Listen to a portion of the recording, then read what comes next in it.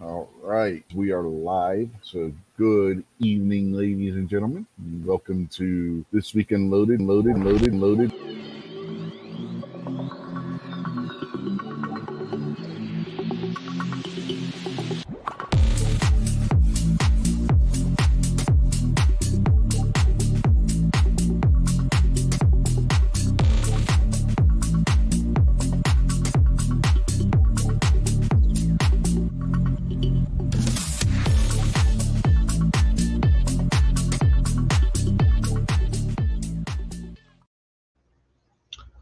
All right, that thing said we're live, so I guess we are.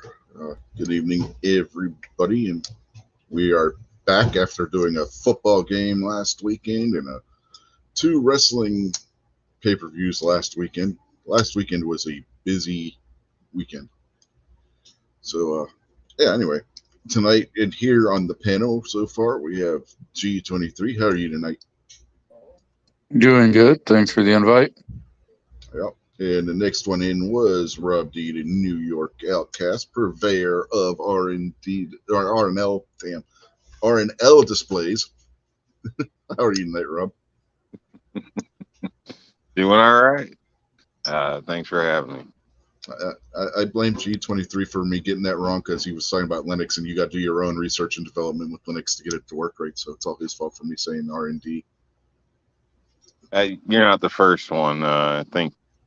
I don't know if Jamie did it on Scotsman show or something like that at one time. So I don't know, but it's definitely R&L. So Yeah. R&L displays. It could have just been my tongue getting ahead of my brain too. Designs begins with D, so R&D. I don't know.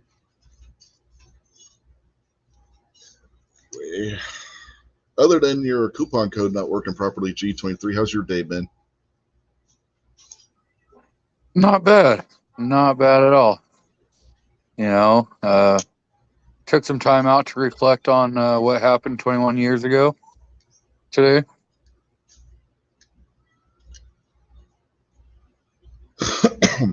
No, excuse me. What about you, Rob? How was your day? It was all right. Had basically had a recovery from last night. So went out, had a decent time. Had to clean up the house, all that stuff. Go get dinner, blah blah blah. The normal stuff. Laundry. Was able to throw a video up on some magnet fishing gear. So got that together. Actually messed with a couple other little projects as well, and that's about that at this point. So you go fishing for magnets? No, I've been I don't know, some of these late nights going through stuff on the YouTube or whatever. I'll come up with these like magnet fishing videos and stuff, and it looks kind of interesting. And it seems like areas around cities, they're probably even more interesting. And I've done a lot of hikes along the river, walks like that. I always find odd and end things. A couple nice Swiss Army knives at one time. I mean, I found a cash register twice. I didn't mess with that. Oh, so basically, you put a magnet on the end of a fishing line and cast it in and see what metal things you can pull out. Pretty much, yeah. Things like that. So figure I like the outdoors anyway, walking around, stuff like that. So why not throw something like that in my bag? And if I come across a spot, give it a try. You never know. So do you have to have a special license for that? Because, I mean, you are in New York. I didn't even think of that. I doubt it. I assume, trespassing laws apply and all that type of stuff. But no, I wouldn't be shocked, depending where I go, if I don't get, a call on me for suspicious activity or something. But try to make sure everything stays on the up and up. You might want to get a salvager license because, hey, he's salvaging without a license.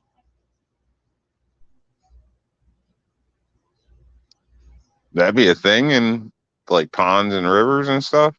It might be. Damn, I hope not.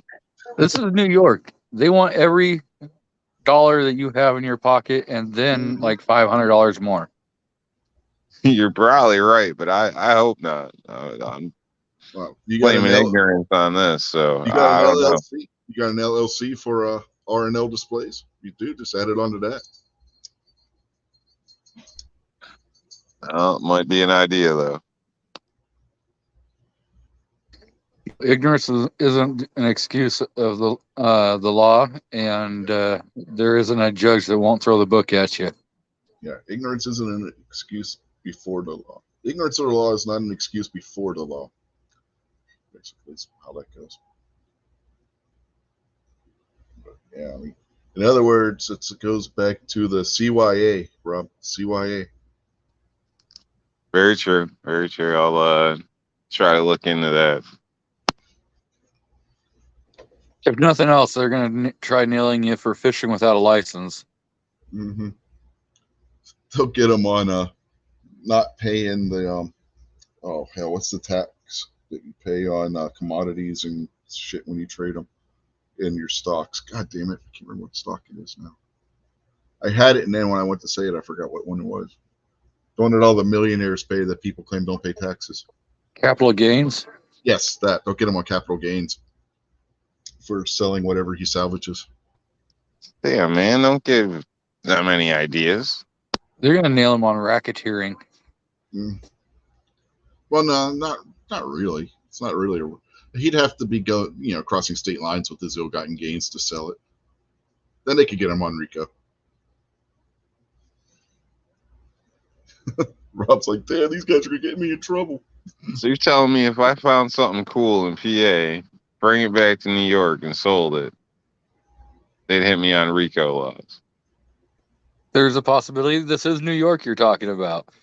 We're just trying to look out for you. We're just trying to say, we know who your governor is. And we know whatever happened to like happy fishing, man.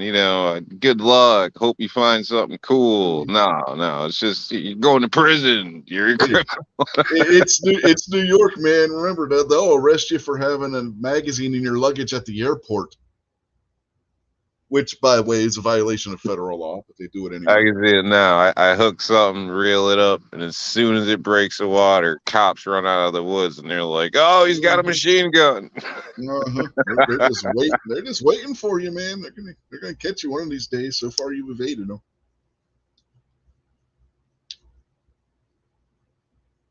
Kingpin says maybe they'll have a fishing program in prison. I'll get an anonymous tip. Yeah, of course it'll be from the feds, and then when I go to this place to magnet fish, guess who will bust me? Yeah, I just had a thought. Those cash registers you caught may have been evidence of a crime. Did you turn them in?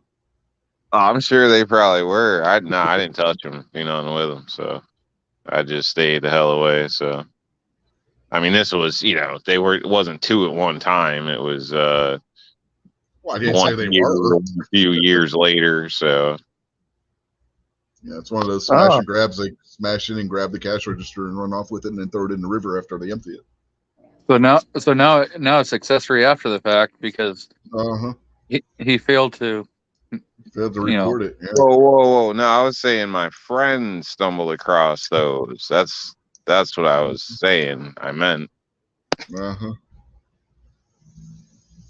See, this is why you don't want Rob as your attorney, guys, because. Remember, when he's an attorney, he gets you up on more charges. He's getting himself deeper and deeper in water here. Damn Muslims. It's all the Muslims' fault. Hey, if you're going down, you might as well make it worth it. Rob will go to prison. He'll come out of prison a Muslim just because. I mean, it's what happens, right? It's what happened with Mike Tyson. He went to prison. He was a Christian. He came out. He was a fucking Muslim with face tattoo. Hell no. I'd probably get killed, man. Either I'd spend my time in solitaire or I'd get killed because there's a list of stuff that I'm just not doing. Yeah. Just ain't going to happen. Oh, let's see. Who do we got out there in the YouTube chats tonight? We got Schnobs out there and Kingpin and Gary and Krabby. 3 of those guys got a link. I don't think I sent Krabby the link. You should be giving Krabby a link. I don't have his email. I usually give it to him on Instagram, and I forgot. If you got his email and you want to forward him the link, go ahead, G23. I have his email on my other email account, the one you'd never send to. And if I do that, my G23, my email for my YouTube page. I never remember what it is. It just auto populates. I put in and my email just auto populates, and the one that I send it to is the one it happens to auto populate with.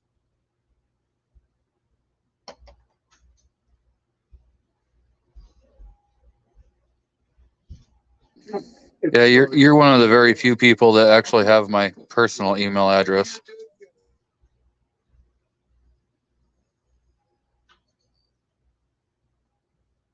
Woohoo! Now I feel special.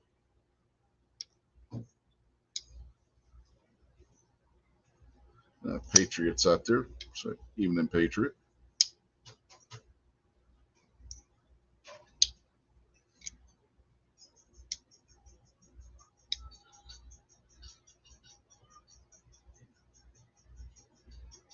So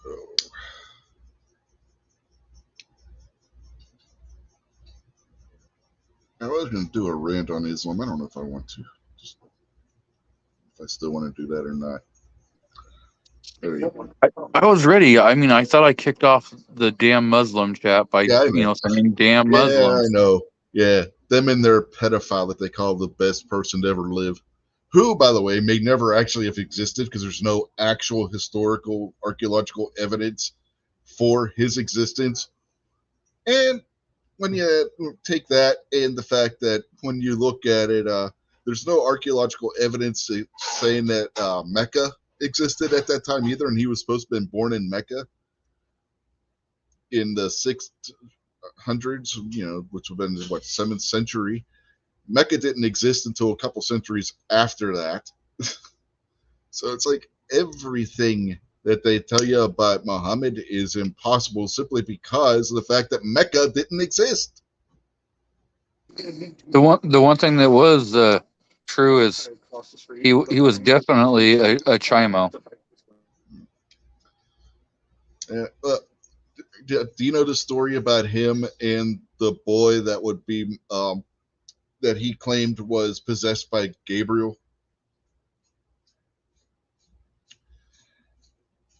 Okay, I'm going to take that as a no. There were rumors. Oh, go ahead. I kind of remember it, not a whole lot. Yeah. There were rumors going around amongst his people because there was this good-looking kid that kept going to his tent, and this boy would be in there for a couple hours at a time. That Muhammad was, let's call him a pole smoker. So Muhammad's excuse for that was, no, that wasn't actually him. That was the angel Gabriel possessing him.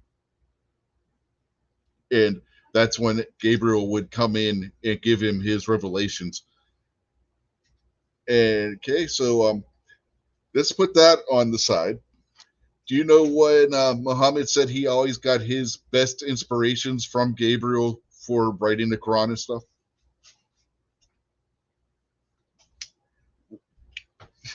When he was wearing Aisha's clothing. So, not only was potentially Muhammad having a gay affair with this young guy who was maybe 12 or 13, depending on which source you go by, he was also wearing Aisha's clothing at the time.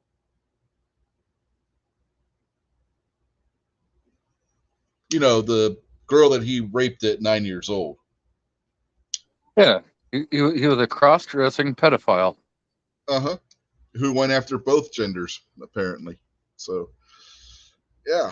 This is who Muslims say is the greatest person who ever lived. Kingpin says, wait, Muhammad was Hunter Biden? I don't know if he ever smoked Parmesan, Kingpin, so I can't go on full on with him being Hunter Biden or not. Very, very close.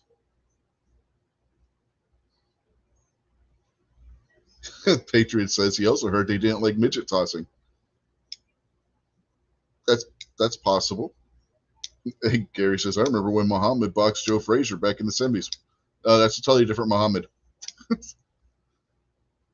But yeah. Do you know what? Do you know what Muhammad's favorite word for Ethiopians was? Salad. No. Rob, you want to take a guess on that one?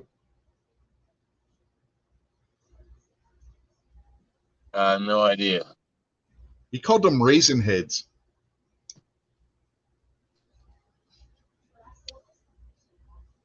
Raisin heads. He called them raisin heads. It's right there in the hadiths. I think I've heard that term before. I just wasn't sure where it was from. Yeah.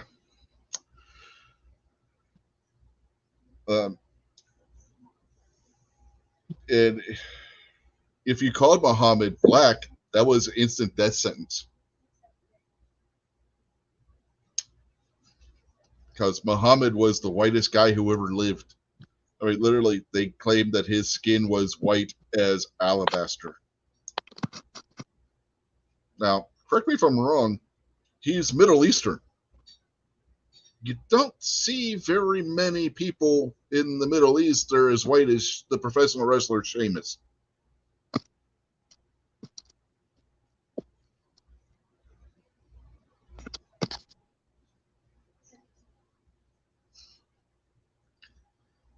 Again, greatest person who ever lived. Is the example that all humans are supposed to live by. So, were you going to say something, Rob? No. Oh, okay. Sorry. You just didn't back up. Didn't get it. I apologize. Oh, no. I wasn't sure because usually you'll hit mute right after you say something, so I didn't know if you were wanting to say something. Yeah, no, sorry. Going through a bunch of books here. But anyway. No, Gary, you're confusing him with Muhammad Ali still. You know, who also converted to Islam.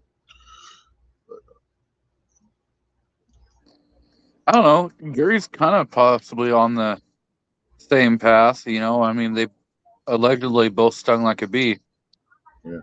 Yeah. Kingpin brings up Scotsman in Saudi Arabia wouldn't last a second. Yeah, with as white as Scotsman is, which makes you want, which also, you know, for Muhammad to be as white, no, not the same guy, Gary. For Muhammad to be as white as what the Hadith describe him as, he would have had to have been an albino, right? Albinos don't do well in sunlight. The Middle East may not have been the best place for him. Maybe he was a ginger. Well, they don't do very well in the sunlight either. So, I mean, talk about being in a bad place. Maybe that's why he wore women's clothing, was to protect his skin because he didn't want to get a sunburn. So what you're saying was he was wearing the burqa and hijab to protect himself from the sun. Yeah. At night. Yes. Because, you know, he didn't want to get a moonburn.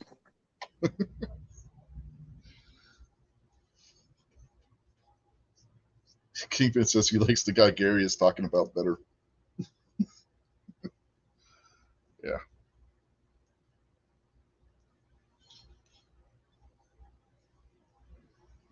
Yeah, I don't know if the Muhammad we're talking about was a boxer. I mean, he liked to cut people's heads off, but yeah, I don't know if that qualifies him as a boxer. I don't know. I heard he liked to punch women. Yeah, this is true. This is true. I mean, Aisha is quoted in the one hadith as saying that Muhammad beat her until her skin was green.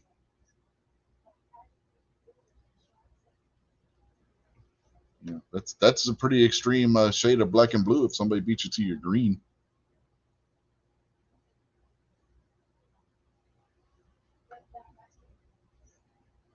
So, and not only did he marry her at 6, rape her when she was 9, he also would repeatedly beat her.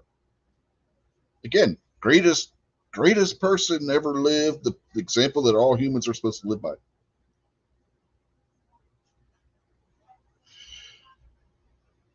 Yeah.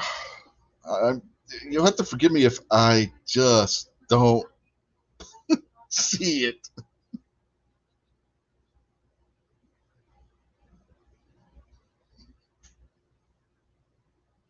No. Kingpin says, I wonder if they would throw him off a roof if he came back to today's time. Let's ask ISIS. Well, let's see. There's also the incident where he would suck on a little boy's tongue and tell him that because he sucked on his tongue that kid would never feel the fires of hell. Muhammad was a crazy dude, man. if he existed.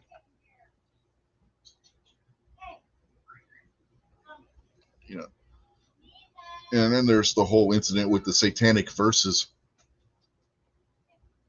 where supposedly Muhammad received verses for the Quran from Satan and was too stupid to realize that they weren't actually from Allah and put them in there.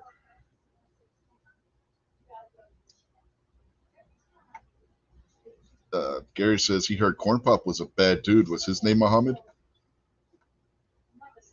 I don't know what Corn Pop's real name was. Joe Biden never told us. And besides, Corn Pop was the good guy. He was just trying to get those kids away from crazy Joe Biden.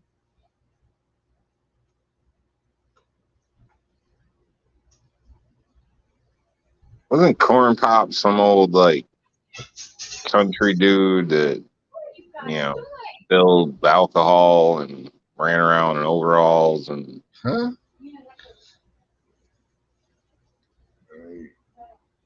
I don't know. I seen something pop up in my feeds one time said the real Corn Pop, and it was like some, looked like some Appalachians guy or something. I don't know. So I thought that might have related to the actual that phrase or something. I have no idea. I don't even know where the hell that comes from.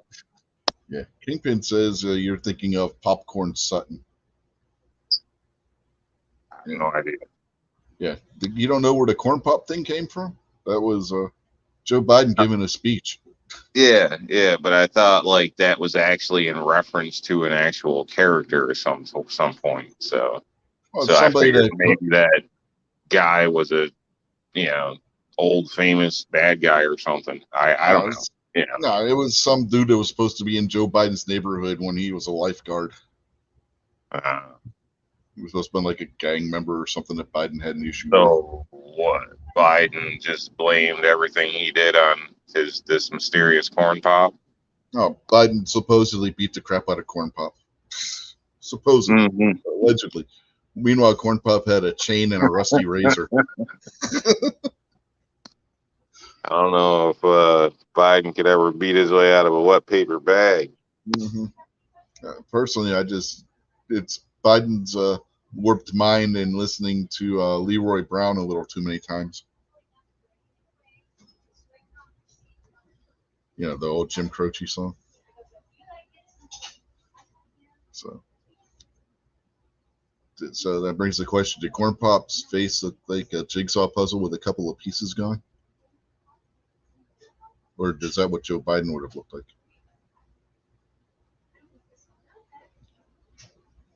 Yeah, somehow I don't buy that either, Kingpin. I don't buy any part of Biden's story, to be perfectly honest with you. Biden looks up to Mohammed because they both like little children. Mm-hmm.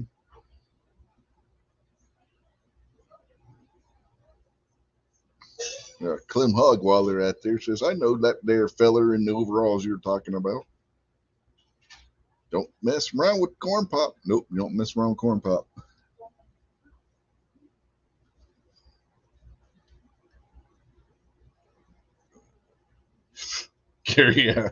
Gary, before he decided he was going to switch accounts, says Ellis is Corn Pop. Ellis, and I think Ellis is the wrong shade of skin tone there to be Corn Pop. But Corn Pop was supposed to be a black dude. You think Biden was talking in third person? I think Biden was talking in insane person, to be perfectly honest. I mean, look at some of the other things he said. That in that same speech, it was all discombobulated. He's talking about Corn Pop and staying up the Corn Pop, and little kids playing with the blonde hairs on his leg in the swimming pool. And that's how he learned about roaches. And that's how he learned about roaches. That's hilarious. Well, if you go, it's worse. That connotation is worse. Because if you go back to his speech on the Senate floor, when they were discussing busing in the 70s, for school zone busing and whatnot, that's what he called black kids. He said they're as bad as cockroaches. They're everywhere like cockroaches. That's nuts. Yeah. That's nuts. Like animals in zoos and shit. Yeah. I looked up a while ago now. I did the whole Google search and seen, on Biden, back before the elections, all that stuff. Because at that point, everybody was calling Trump a racist and stuff. So I was like, oh, let me go check real quick. And I just, for ha-has, looked into Biden as well.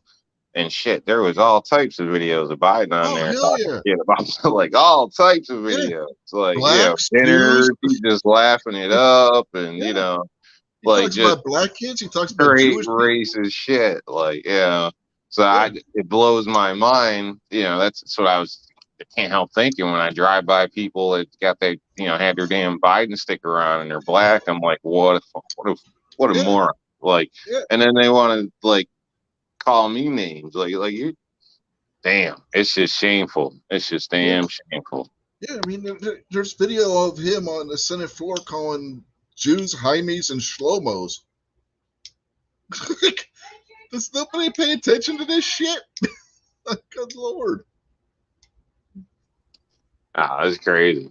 It's amazing that people can't take 5 minutes. Maybe it's not even there anymore. I haven't bothered to look, but there was, just boom, boom, boom, one after another. Videos of him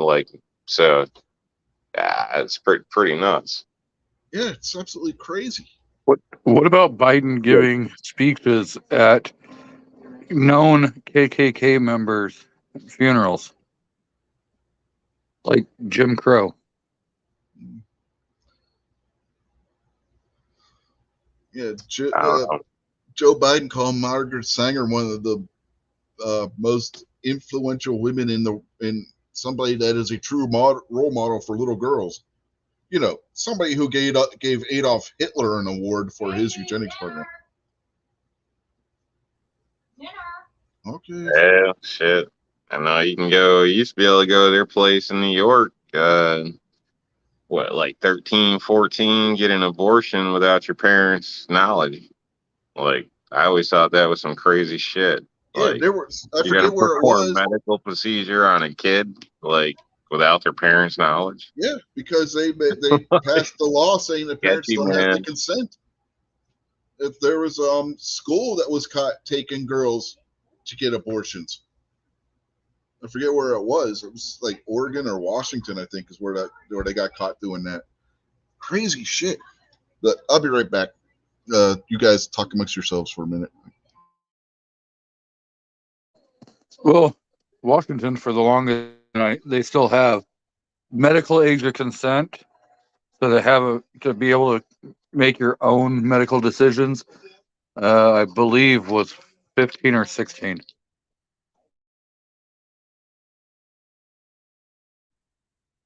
Yeah, I think that's crazy, man. Personally, like,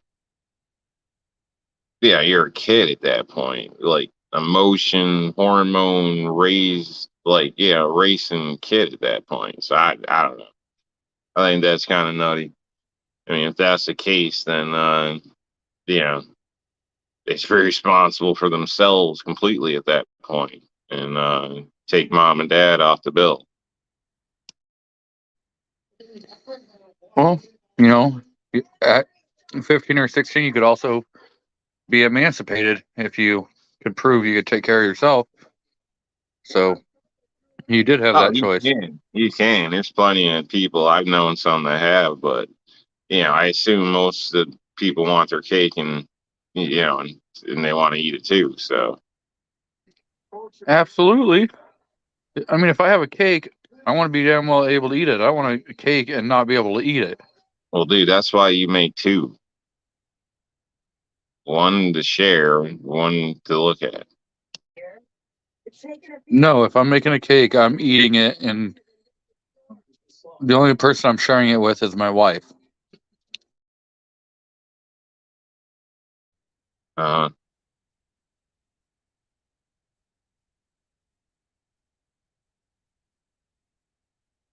I doubt you'd Unless, even give her some. oh, I share with the wife.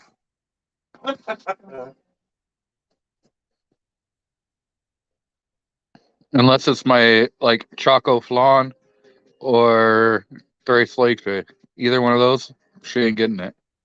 No, I thought you were gonna say like tongue cake or something, but No, you have lingua for your meal, and then you have Choco Flan or Three Flakes for dessert.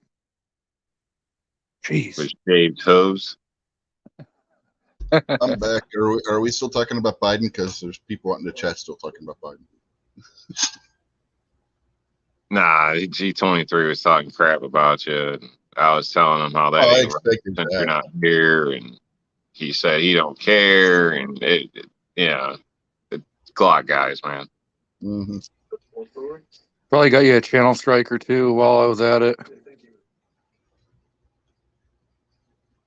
Well, hell, if I went the rant I was planning on doing about Muslims, I probably would have got myself my own channel strike. So, Well, you probably already got one when I said fucking Muslims. well, did you see the hashtag I put in the description of the video? No. Hashtag fuck Islam.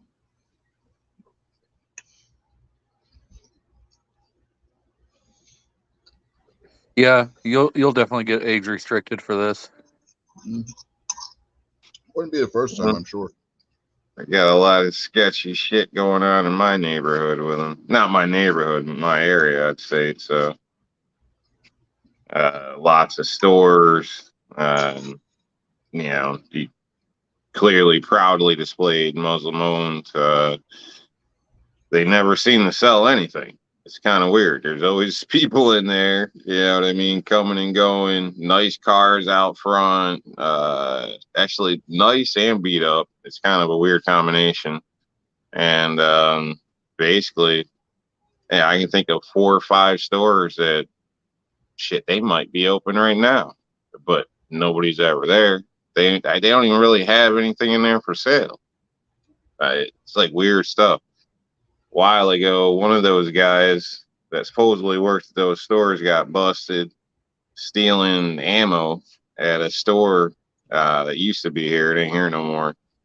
And they ended up tracking it back and found a whole damn storage shed like full of just like an armory, you know, something we'd be proud of, basically. And shit, 60% of it wasn't legal in New York State. Yeah, it turned out to be a big ordeal, blah, blah, blah, all this stuff. He was also tied in with that damn camp they got up in Kirkwood, I think it is. All right, not Kirkwood. I can't think of the name of it now. Shit. It'll come to me, but it's right near a reservoir too. But anyway, yeah, just a bunch of weird shit too. So it's a bunch of strange stuff. That's all I can say. Bunch of weird stuff. Well, what about the Muslim summer camp that they busted, and there was a training facility teaching kids how to be terrorists? Well, that's probably the camp I'm talking about. I just can't think of the name of it now or where it was at. Yeah, it might be, because I think that was in New York too. Now I think about it. Yeah, I went up and checked the place out. Like they're funny. Like, you know, as soon as you drive on the road, they pull over and watch you. They whip a phone out, you know, record you the whole time. There's observation posts along the road, stuff like that. It's pretty crazy. Airport attaches through the back. There's, you know, clear trails through. Yeah, I probably shouldn't say too much, but basically, a lot of movement up there. The time I was looking, kind of just being nosy. Not much was going on, but you could tell it's it's definitely strange, and their attitude was quite clear as well.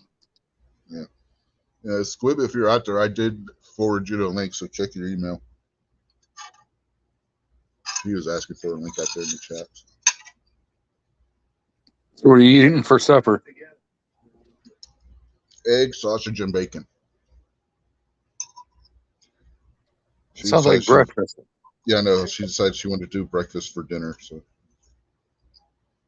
but she was helping our old neighbor all day trying to get his damn cell phone straightened out. He got one of those what is it, that prepaid that Walmart sells, Smart Talk. He got one of those, I think it's what they, or whatever the hell it is that they have, the Walmart one, and he's been having nothing but trouble with it. Because it came from Walmart? No, the people on the phone that their customer support have been dicking the guy around.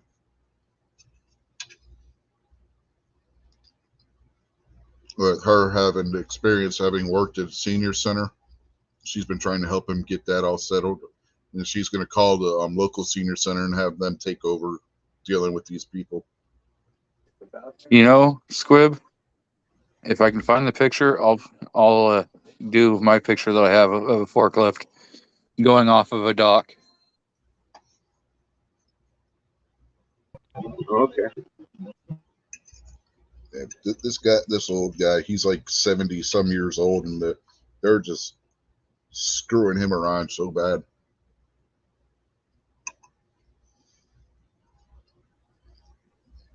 When I worked in a manufacturing company in Washington, one of the forklift drivers was putting the last pallet on a truck, and the truck pulled away from the dock, and it sheared the forks completely off, broke the mast of the forklift, and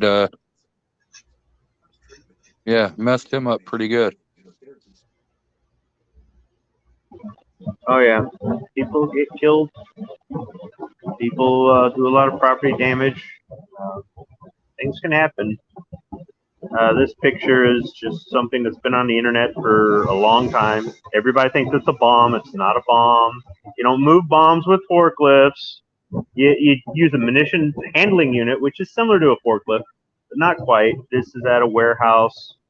This is probably a RMD warehouse, repairables warehouse, and the fuel tank is empty, and they were just moving it from one place to another. This could even be somewhat of a staged picture, but it's entirely possible somebody drove off the side of the dock with this. Typically, they didn't keep the fuel tanks in the warehouses; they kept them out back. So why he was up there with this, I don't know, but it was a picture that came to mind when I was looking for a channel avatar for one of the B channels. So let me get this straight. I just kind of tuned in a little bit. New York Outcast is thinking about going to a Muslim terrorist school. Yeah, apparently. Yes. But and magnet fishing. Yeah. No, I just went and checked the place out. Did a little personal recon, I guess you could say. Did you get a pamphlet? No, I didn't try to go through the front gate or anything like that. So, but yeah, it's actually called Islamberg. Just the name of it out there. I can't remember what it was. Near Deposit, New York. So I actually, when I was looking into this, I called the local sheriffs out there and talked to them, and they told me not to go out there. Basically, they told me they advise against it, blah blah blah. There's been a lot of conflicts, and they would prefer I don't go out there. Basically, is how it got put to me. But yeah, I went anyway. But I don't know if Barbecue heard the whole thing when we were going off on Biden. It all started because of the corn thing on the campaign trail there, Guns of Barbecue, where he said that's how he learned about cockroaches. If you go back to what he said earlier in his career that directly references back to what he said during the 70s when they were doing the school busing as a nationwide thing, why he was opposed to busing students from one section of a city to another section. And he referred to the black kids in the kids from the black neighborhoods going to as being cockroaches. It's a direct reference. He's made it more than once. And let's not forget the poor kids are just as smart as white kids comment also from the campaign trail. It's not that Joe Biden said these things back in the 70s and 80s and 90s and we're still getting on his case about it. It's because he is still saying this kind of shit and nobody wants to call him on it. You mean like white kids can have the same or poor kids can have the same opportunities as white kids? Yeah, and that was what, 2 years ago? Yeah, and the poor kids are just as smart as white kids. I mean, that's what it was. Yeah. So, I think I get what he's saying. He's saying don't judge what he said in 1974 the same way you're gonna, don't judge what he said back then as who he is today, because he could have changed. Any one of us could have changed. Is something one of us said when we were 15 years old relevant now? Maybe, maybe not. In my experience, most people change for the worse or say the same. I'm not saying somebody can't choose to better themselves. Somebody might not change their mind, but certain people just, some things they'll never change, they'll never get better, or they just get worse. If he hadn't said something similar recently, then I would say dredging up the past is irrelevant. But the fact that he still kind of says those sorts of things, what he said in the past is now relevant. He keeps it relevant. Yeah. And he's asking the direction of the corn pop cockroach. It was the speech that he was giving out in front of the swimming pool, and he had the little kids all standing around him, and he talks about corn pop and him being a lifeguard and standing up the corn pop, and then how the kids like playing with the hair on his legs. And after he says about the kids playing and how he likes when the kids jump on his lap, and that's how he learned about cockroaches. So is Barbecue trying to get a head start on the Biden re-election campaign in 2 years? Is he trying to say, hey, give the guy a chance? Give Biden a chance? Something. I think he's trying to do what you hate when people play devil's advocate. Oh, I mean, it sounded like he was trying to be objective, but if he's playing a part, yeah, don't act. Just don't. Just, I don't know. Yeah, I guess that's why I don't like it, is because most of the time people do it. They do it because they can't get any opposition on the panel, which says something about the host and the panelists if you can't get the opposition on the panel. The other thing is that so about the opposition. Well, maybe not, but it also kind of says that you're a bad actor, because there's one person who loves doing it on his show, and he's terrible at it, because he's like, you could tell he's like pro Second Amendment, but trying to act like an anti-Second Amendment person, but yet you can hear, I don't know. I think it would become better from somebody who used to be like that, and maybe can still put themselves in that mindset, or somebody who is like that, as opposed to somebody who is trying to pretend to be something they're not. Yeah, well, we have had people, or fairly recently, we had a 17-year-old kid who was anti-gun on here because he said he would jump on, but then his microphone sucked ass. You try to get people like that to come on the show, and they just don't want to take the invite. They don't want to talk about it. If they're not in a group, they don't want to say a word. I guess, but some shows kind of are like the In Club clique or the echo chamber, so I could see why somebody might not want to go on that show, or the host kind of acts like totally clueless when they're trying to I'm just trying to understand it. Dude, if you don't fucking understand them, jeez, What's there to understand? Oh yeah, the Patriot brings up another one. Don't forget where Biden called Obama clean and articulate. Yes, he did. Very clean, I think he said. Yeah, the way he said it, you know what he was getting at.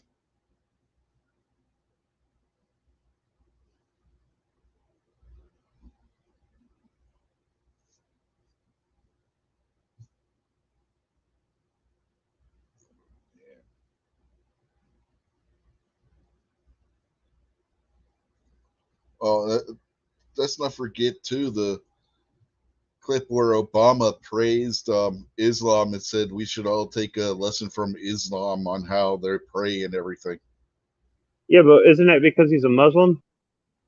No, that's because Obama was a Muslim. Yeah, that's what I'm saying. I said Biden. Oh, You didn't. Yeah, he was standing in front of one of the doors out to the Rose Garden saying all this stuff.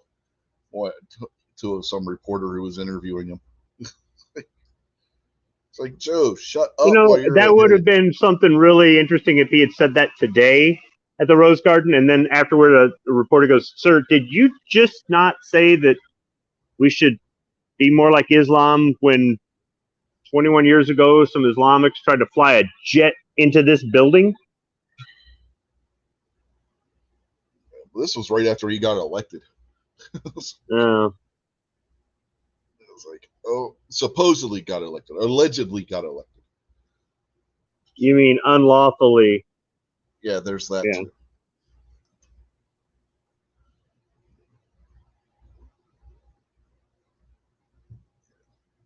Kingpin says most people say they want a conversation, but they really don't. Yeah. As soon as you say, well, let's go ahead and have one, then you never hear from them again.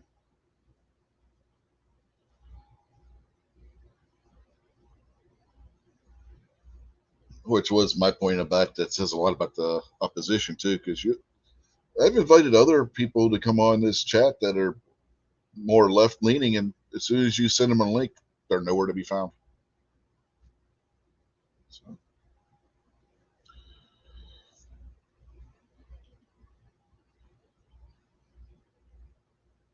I'll have just about anybody on this show if they want to come on and talk about shit, but hell, I got Squib on here for crying out loud. That should show you something. I don't know who I argue with more, Squib or Barbecue. Well, I mean, don't put me in a position where I have to one up him.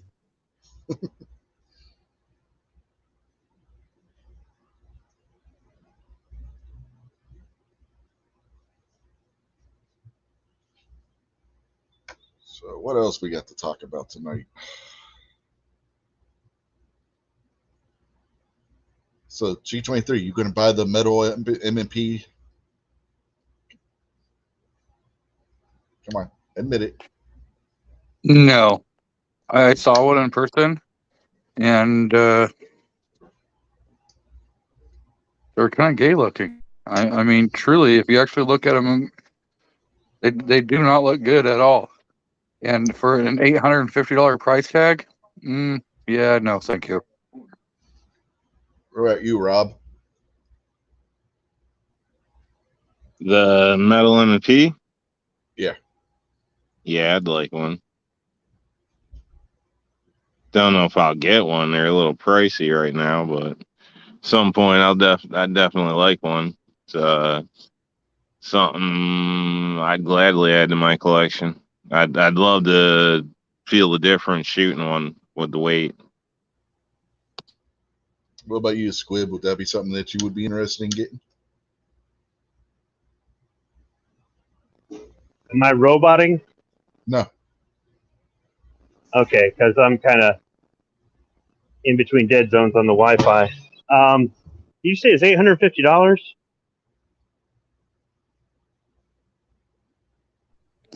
Yeah, Something like that. Yeah, it's like 900, 950 MSRP, and at the store that I saw it at, it was $850, $849.99. I haven't seen one in the wild, so I don't know what the price is on them this year.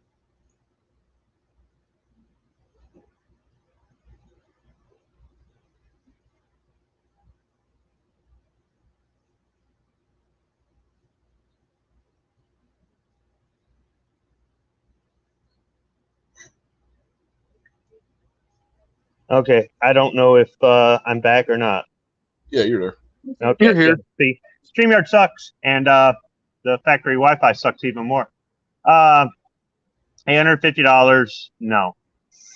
Also, it's only a 9mm, which I'm fine with a 9mm, but the M&P that I was looking at was a 10mm. But with this new one, it's got an aluminum frame. They're not going to have a 10mm with aluminum frame. It's not going to be able to handle it. Not that how the hell a plastic one can. I don't get. But you know, I don't know that there are any aluminum frame 10mm. There might be, but I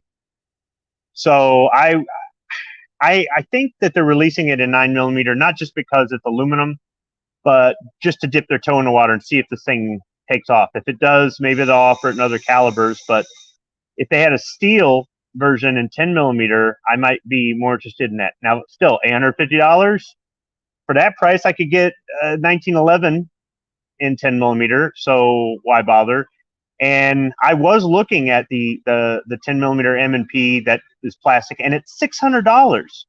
That's more than a Glock in 10mm. So, and it doesn't take Glock mags either. So, I imagine M&P mags that. Well, let's see, what do I pay for the wife's? $40 a mag, and I can get Glock mags for $20 or less. So, if I'm going off of money, which, you know, for some people that drives them for every choice they make in life. If I'm going strictly off of money, I don't see the value in it. But if I want something different, if there's something about it, you know, maybe the way it feels in the hand, ergonomics, the controls, something like that, maybe, but probably not. For the $800 price tag, I can go with a P320 AXG, or even just get a P320 and get a Nicholas Precision, and you can get the conversion kit that SIG offers and put it as a 40. Yeah, but nobody wants to do that. I just find it funny that all of a sudden now Squib's pulling the poor card. Did anybody notice this? No, I'm trying it. to have an open mind and look at things from somebody else's perspective. Everything I do, I'm trying to. You know, I tried looking at somebody else's perspective a couple weeks back, and I almost made a video about it, but I decided not to. I actually used nothing but cash for 4 days straight. 4 days before I'm like, I can't do this anymore. So I'm not totally closed-minded, but I just figured from this standpoint, especially with it being an M&P, I would just look at it strictly from a money standpoint and nothing else.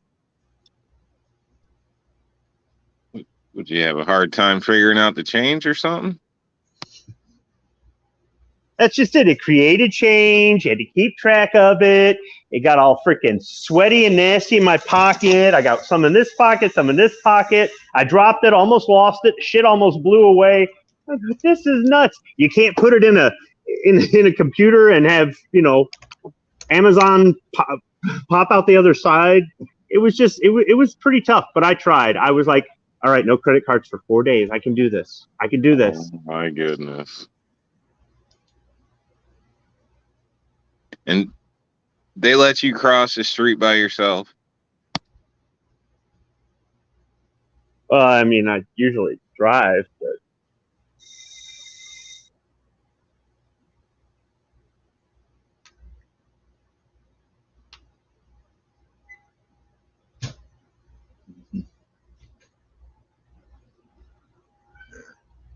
I don't know what the hell to talk about at this point. Somebody come up with something. You guys can tell me where you've had all your firearms related boating accidents. Buffalo, New York.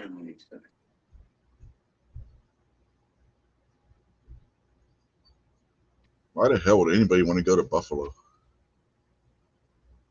A little more detail than that. He lost them all off the shore of Lake Erie. You know, it was in that little pond that's about 13, 14 miles away from the football stadium.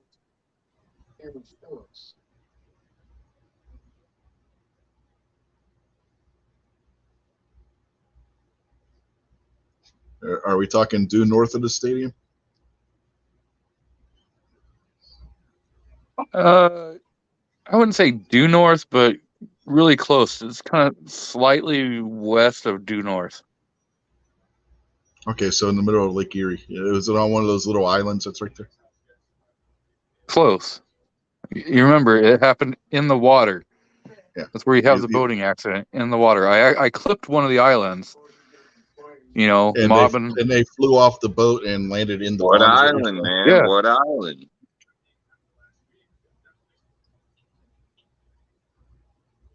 He I doesn't just know told them you. So you clipped the south shore of it? You said one of the islands. Yeah, There might have been some alcohol Oh my involved. and nobody knows the names of all those goddamn Better little islands out treasure there. map on Lucky Charms boxes. Well, that's what you go and you troll with your little magnetic fishing rod doohickey. Instead of trolling for bass, you're out there trolling for guns with your magnet, like you do cash registers. I mean, I'm not going to draw you a map with an X that marks the exact spot of the boating accident. Then it kind of looks pre-planned. Just so you're aware, I happened to find $2 whole last night. I know, and you should probably Yeah, we return know. it to the homeless dude that you robbed it from. Yeah, right. Don't do it. Keep it. You earned that. I mean, we know you're in New York and all, Rob, but geez, you don't have to stick up the goddamn homeless people. Don't listen to him. Keep that $2. It's been years since I found actual cash money like that on the ground. Oh hell, I thought I was going to say it's been a year since you mugged a homeless person. You know how that money ended up there? Probably some guy who normally uses credit cards decided to go 4 days without using a credit card and drop that shit. That's what happened. Well, what the fuck were you doing in New Shit, York? I'll pick Squid? it up. I'm known to be here and there. I mean, I might have taken a left turn at Albuquerque and ended up there. Yeah, you was way out of your way if that's the case.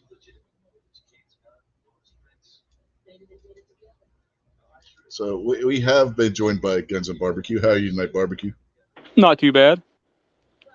Figured I'd come in and clarify what I was talking about. Definitely was not taking up for Biden. I realize that it sounds that way because, that's who we were talking about. You're a But Biden just in fan? general, God, no. I was he was about picking to up the print up hunter. some. I was about to print up some barbecue for Biden bumper stickers.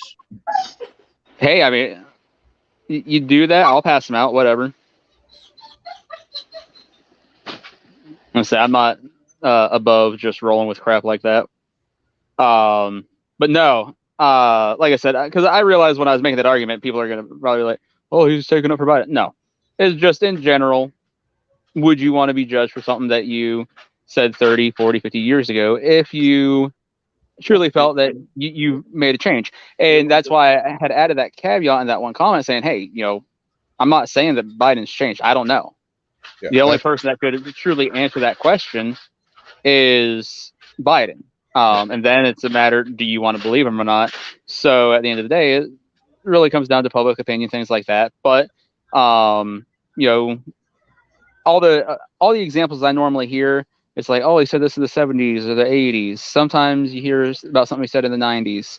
Now, like the cockroaches thing with the corn pop, I never heard that whole speech.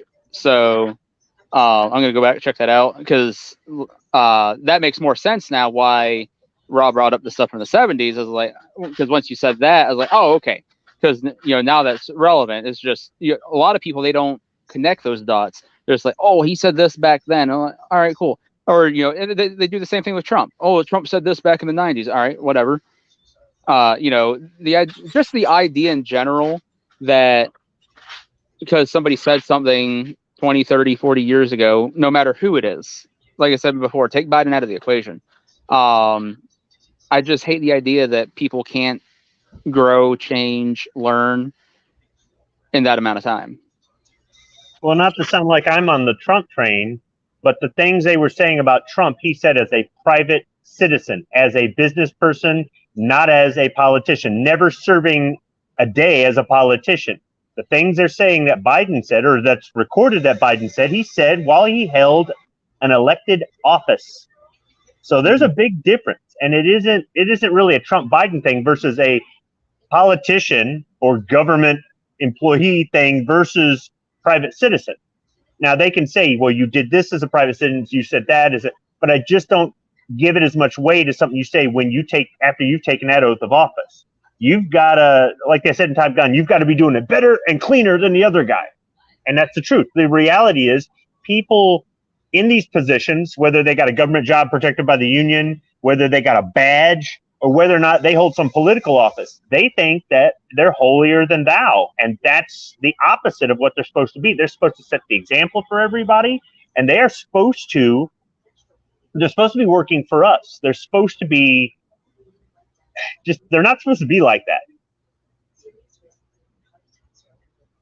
And barbecue, you said, how would you like to be judged for something you did or said back, 20, 30 years ago? I still face that like all the time. Anytime I go to buy a firearm, I end up having to talk to a state patrol officer, state police officer every time based upon, my screw up when I was a juvenile. It was done in the 90s. My case in point. And it's all been taken care of, but the ATF can't figure out how to do their fucking job. So I have to make sure that I have papers with me. So I got to get my get out of free Auschwitz papers. But I got where you were going with there about gun barbecue. That's why I re-explained it. I didn't know if you were out there at the beginning when that conversation had started. That it was relevant to the conversation we were having when we brought up about what he said during the busing, because it's the same expression. He used the exact same terminology in both those speeches. Yeah, like I said, one, I never was interested in keeping up with all of Biden's incoherent ramblings, and I was here when you guys started talking about Biden, so I don't know how I missed the part about him actually saying the cockroach stuff during the popcorn speech, because then that would have made more sense when Rob mentioned, oh yeah, I looked this stuff back up from the 70s, and he's like, oh, that's fucked up shit. So yeah, I missed something there. I very well could have been dealing with the kids at the time too. So, but yeah, now knowing that obviously makes a lot more sense. But like I said, my argument wasn't so much for Biden or anything, just in general. People like to, especially with elected officials, and I realize what Squib's saying, like, hey, he's an elected official. He said this stuff while he is in office. But like the cockroaches stuff, I mean, that was right after the civil rights movement. Less than 10 years removed from that. Now, granted, during the corn pop thing, that's very recent. But yeah, just in general, I don't like how people will hold, especially elected officials, hold them to something that they might have said 30 or 40 years ago. We all grow, we all change, we all learn. I used to be a staunch person against marijuana. I'm like, it's a class 1 narcotic. You did it, I can lock you up forever. Now, I don't do this stuff. I never have. I have no interest. I see it as a waste of money. Same with any tobacco products or anything. I don't see the point. But knowing the medical benefits, things like that, I'm like, you know what? It's a plant. Like, really, what the frick's the big deal? And likewise, my view on drugs in general have evolved, from the time that I was 18 to the time that I was working corrections to now. Now I'm like, as long as you're not hurting anybody else, you're not depriving anybody of life, liberty, or freedom, what the frick business is it of mine what the hell you choose to do? But let's say I was running for political office or something, they could be like, oh, when you're 18, you're like, lock up all the fucking potheads, and now you're like, hey, whatever, you want to smoke it. Most of the time when people are talking about something a politician said in the past, they were in office. Maybe not the office they're running for now or the office they hold now, but a lot of these politicians have a record because they've been around so long. Biden has been a politician as long as I've been alive. That's crazy because I'm pretty fucking old.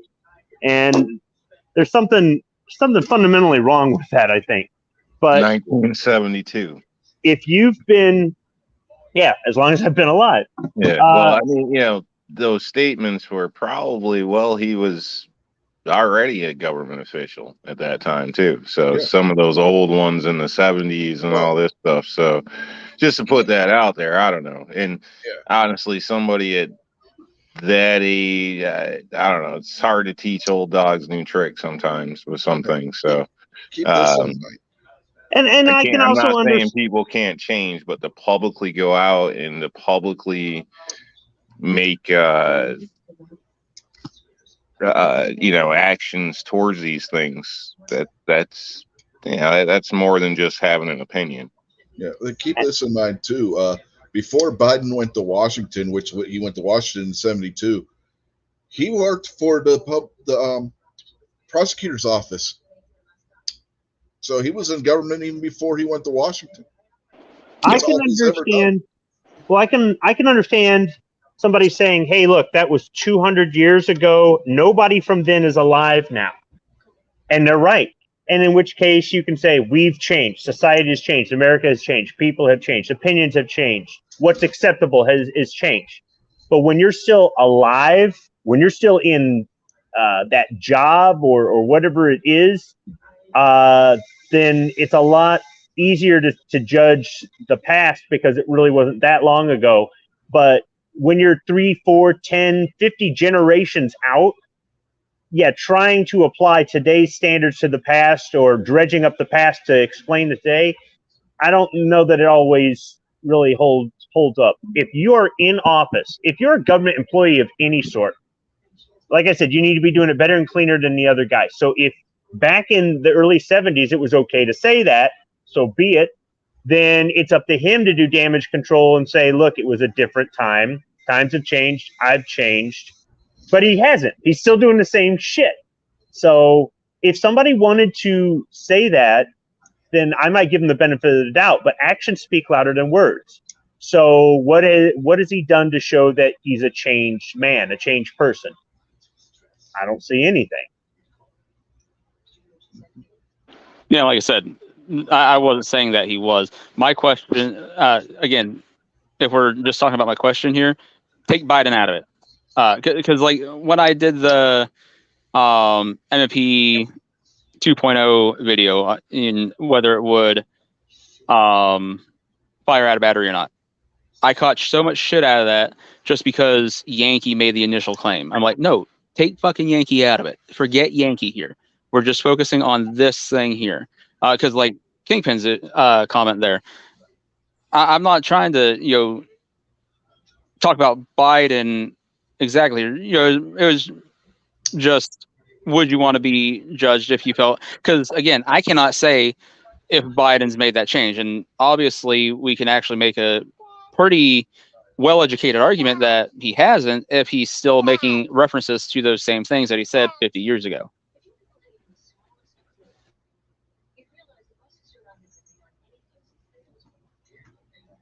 Ironically, the only person that brought up anything on the campaign about Biden saying that stuff 50 years ago is the one that's sitting in the vice president's office right now. She actually attacked him on that during the campaign. Not that it did her any damn good.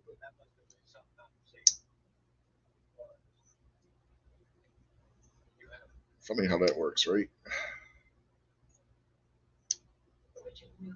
And by the way, if you've been in an elected office long enough for the people that were 18, maybe voting for the first time, to be grandparents and great grandparents, you may have been in office a little too long. Just saying. There's some things about old-fashioned standards, old-fashioned ideas that I think America needs. They'd be good at a time like now where we seem to have lost our way in some ways. And there's other things that I think that we need to put behind us and move forward and say, okay, that's the way it was. That's not the way it is. And I think America has done a lot of that, but the politicians keep dredging up things that I think our society, without our politicians, has resolved. And they keep dredging it up in order to, keep creating this divisiveness to keep us fighting each other so they can easily control us. And along those lines, I could see somebody saying, "Look, I'm a changed person." But when was the last time you ever heard a politician recant something they said, other than like Bill Clinton, who would just double speak or flip flop based on the polls, right? What would make you believe them if they did? I mean, they're a politician. You know what I mean? Like, how could you ever trust them on any stance? Like, seriously. Well, that all depends on what your definition of is. So, no kidding. So, in the same sense, they should be held to a higher standard. It's easier for us to say we've changed, and maybe even easier for us to show it. They might have a better opportunity to do it and a moral obligation to do it, but we probably have a better chance to do it because we're John Q. Public. But still, if you look at these people, I know you're saying take him out of it. What if it happened to any of us? Any of us would have probably proven that we've changed or that we haven't changed by now. So I wouldn't want somebody accusing me of something that isn't true. But are things about me from 30 years ago still true today? Some things are. So that's about the only time I really get, I don't want to say the only, one of the things that I let trigger me easily is when somebody says something about me that isn't true. Now, if it's a joke, it's a joke. Depending on your tone, I might not get that or whatnot. But when it's not true, I don't care if it's true and we're all going to make fun of it, because there's plenty of things I do that are stupid. I do it and I set myself up to get ridiculed. That's but when it's an absolute total lie, that would be it. These politicians lie to cover up a lie. I suppose John Q. Public does that too, but I don't know. Hey, can I interrupt real quick, Squib? Just want to remind everybody, go check out Squiblo's channel. It's an amazing channel. He does this speaking Squibbish videos, and he reviews boots and socks and belts. It's great. It's for everybody. Go check out Squiblo's channel. Oh, good thing nobody watches this show.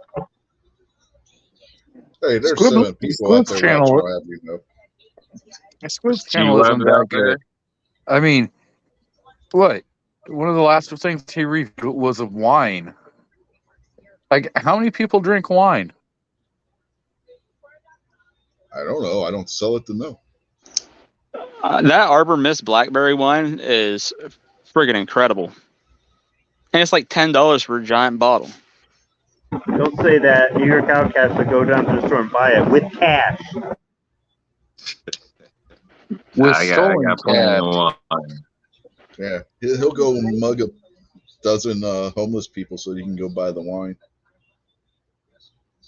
I'm supposed to be quaking in my boots right now because I can't buy guns and ammo with a credit card, apparently. No, so it's not that you can't. The ISO, so the company that processes all of your MasterCard, Visa, American Express, yada, yada, yada, is changing the process.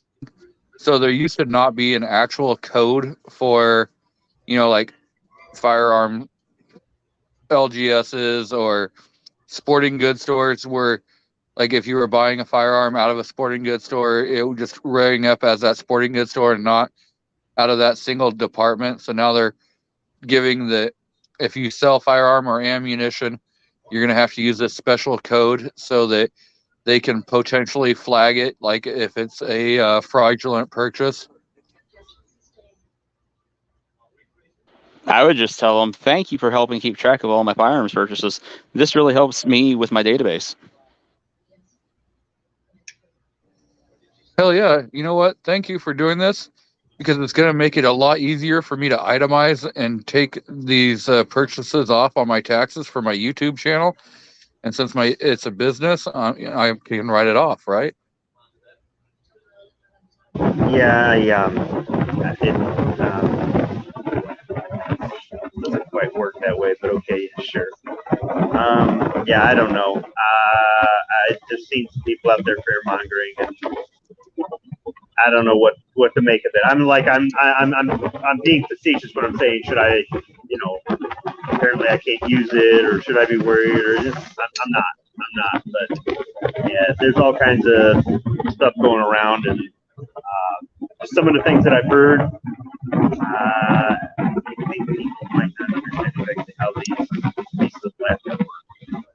Yeah, that topic about people fear mongering on their channels was supposed to be the topic a few weeks ago before we ended up having a discussion about lead instead somehow. Well, dredge it up. What do you want to talk about? I don't know. The hell. Oh, Let's seriously, talk a lot of big channels got big from fear mongering, and they're keeping their numbers up that way.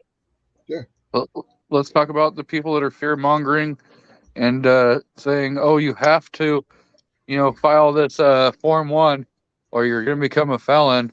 When there's case law, and it's already in front of the courts to be rectified before it possibly even goes into effect. Yeah, they haven't even issued the ruling. People are making a big deal about what may or may not be an internal memo that somebody wrote. What about the ones complaining about how horrible cash is? Cash is horrible. It's dirty. It's nasty. It carries fucking diseases. And yeah, Sorry, you want to talking go about yourself? I guarantee you, test your money. I guarantee you, it's got probably 35 different viruses on it right now. Yeah, Probably. Do you realize To help keep my system ready to go. Yeah. At one point, it was estimated that every dollar bill in circulation had some degree of cocaine embedded in the bill from people using it to snort cocaine. People are using dollar bills to snort cocaine. What sort of cheap addiction is that, man? You got to be snorting that shit with at least a 20. Yeah, you would think, right? I thought Benjamin was a minimum. Man, not everybody a high roller like you, barbecue. Damn right. Well, You're supposed to be doing it with like $100 bills. Yeah, it wasn't just dollar bills. It was based at every paper currency that was in circulation from the U.S. Mint. Well, that's because a lot of your dollar bills are in strippers' butt cracks. Well, no, that would be a different substance that would be on, if that were the case. I try to snort my cocaine with pesos. Good luck with that. I guess if you glued them all together and drilled a hole through the center, which might work. Have to be an awful big nostril you got. Might be a good way to smoke your mouth. Yeah, those peso coins are not small.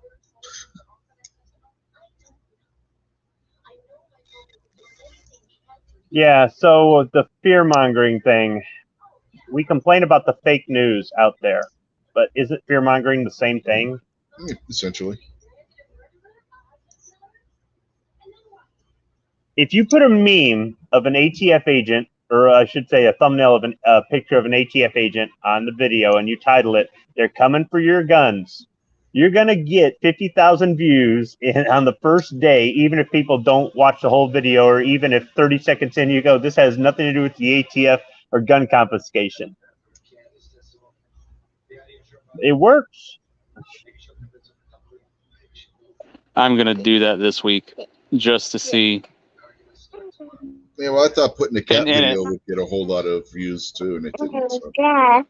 And in it, I'm gonna actually be like, so my buddy Squibload said that I get 50,000 views in the first week if I put this photo of this AFT cartoon guy and said that they're coming for your guns. So share this around and help prove him right. And while you're at it, go check out Squibload's channel, and I'll leave a link in the description. You're welcome.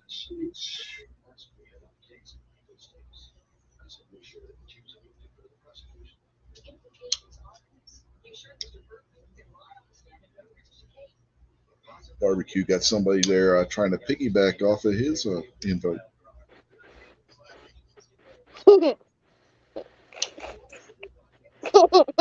Why are you so awake?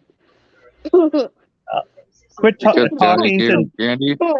quit talking to yourself, making us think there's somebody else in the room. That's the way you laugh, Barbecue.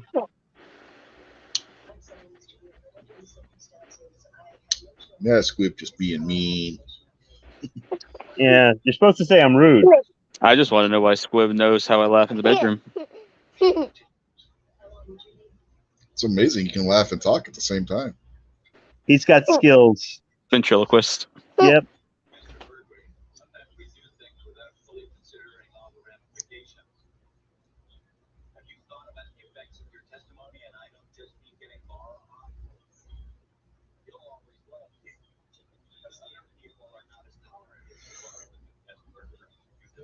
I can't quit yawning right now.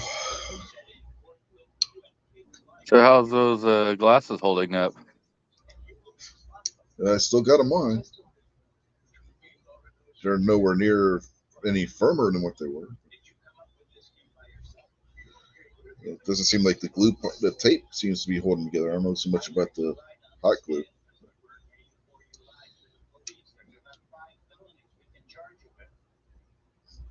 Patriot thought that was Rob laughing.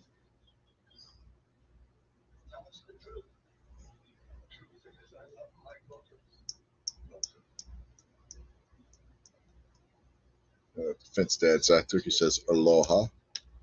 I'm not in Hawaii, so I can't respond to that.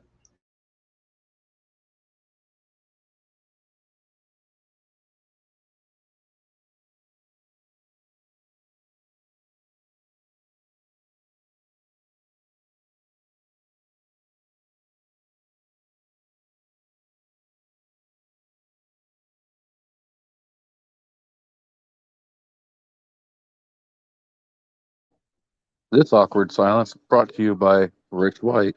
No, that awkward silence brought to you by StreamYard muting me. I was saying something and I got muted by StreamYard. Can you respond to a Hawaiian greeting if you're drinking Hawaiian bottled water? I would allow it if you were drinking Hawaiian punch. If you were Only drinking if you Fiji, Only if you put pineapple on your pizza. Gross. You know that's not really did it. Hawaiian. I had pineapple on my pizza tonight. It may not be Hawaiian, but it's still good.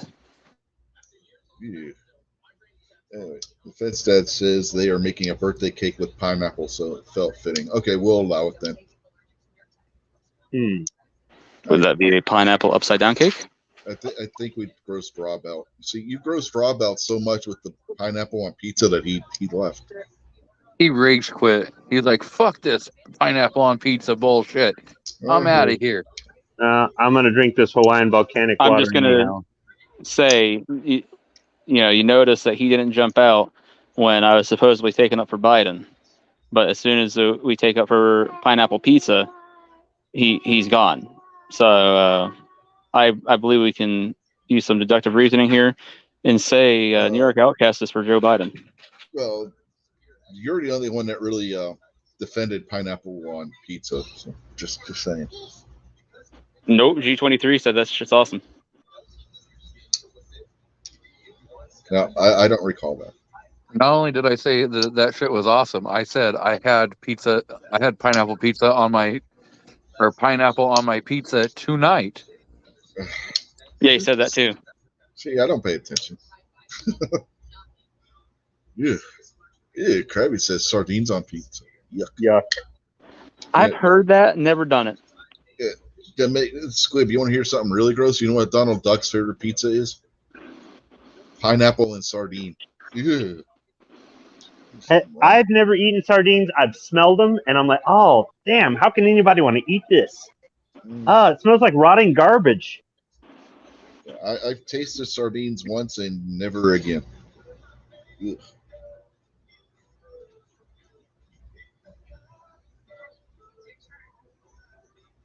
Nasty, nasty things.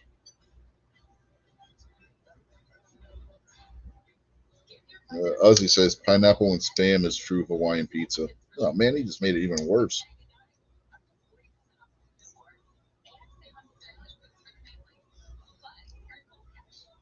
The only place spam belongs is in a Monty Python skit, like I said earlier on Gary's show.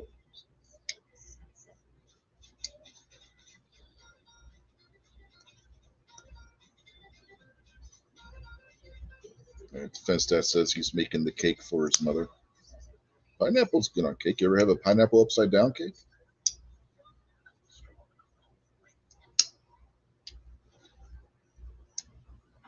I figured that New York would be back by now. I just figured, he was doing his little stunt, or maybe allegedly his phone died, so he had to get his other phone. Yeah, he's just gone. Oh no, the ATF raided his house for his magnet fishing. Oh geez, now G23's gone. What the hell? They're dropping like flies. They're being abducted. There's G23's back. Did you hit the wrong button? Yes, I hit the wrong fucking button. Still say New York Outcast loves Joe Biden. But Yes. that was kind of, He loves Joe Biden, and he was out drinking with his governor last night. And that's how he got $2 extra. It's kind of funny. You're talking about how Rob just left and never came back, and all of a sudden, boom, you were gone too. Like, oh shit, they're being abducted. Nope, mine was fat fingers. I hit the wrong damn button.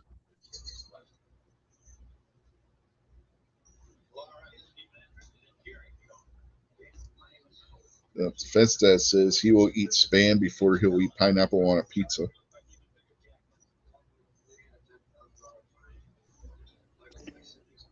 Was that Defense Dad you said?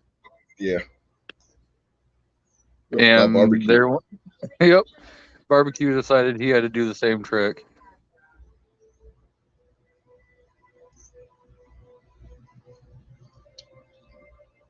Well, he's the blind guy. He hit the wrong button because he couldn't see the real one. He didn't blame it on the kid. Watch. Uh-huh. Well, hell, after StreamYard instituted that hotkeys on your keyboard to control different things, I've had my cat knock me out of a chat twice. So did the kid exit you out of the stream? No, I just wanted to act like I was abducted.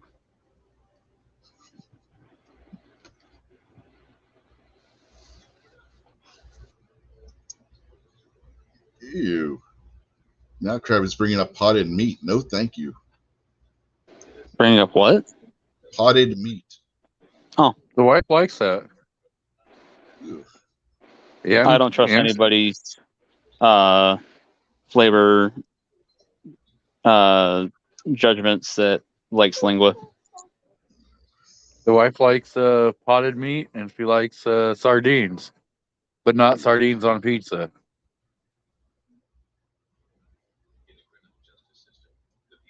Next, you're going to say she likes dried beef. Was that just an admission by G23 that he's hung like a sardine? Maybe, I don't know. I like fresh pineapple with my breakfast. Putting it on pizza, as many toppings as I'll bury a pizza in, pineapple just ain't one of them. It just doesn't go with pizza. It's like mint and chocolate. They don't go together at all either. York peppermint patties are delicious. I don't like them because they're dark chocolate. I'm not a dark chocolate person. But you get the milk chocolate Andes candies with the mint? Yeah, okay.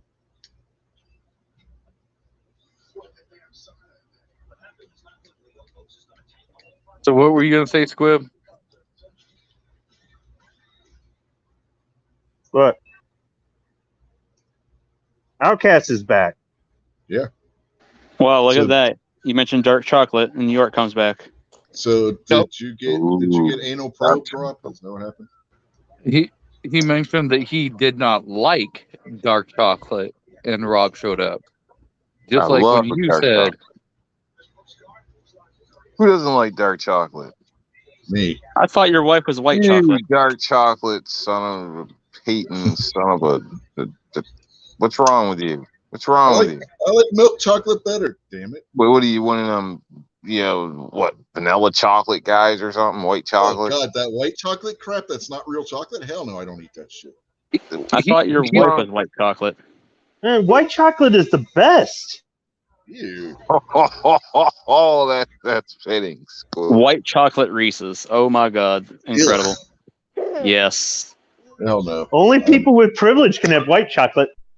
Yeah. Dude, when you make a peanut butter cookie, there is no excuse to put a white chocolate Hershey Kiss on there. That's No. like, that should be a crime. I don't even think that's illegal. Yeah, you don't put a white chocolate Hershey Kiss. You put a white chocolate Reese's cup. No, you don't do that either. Peanut butter goes with jelly. Peanut butter goes in Reese cups, but it's a special peanut butter.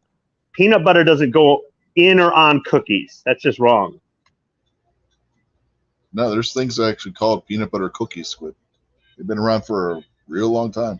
If you want something with peanut butter that's not a sandwich, have some peanut brittle. what about peanut butter fudge? You can put peanut butter in fudge to thicken it up. and that'll actually work out pretty good. But straight peanut butter, no chocolate, no. Okay.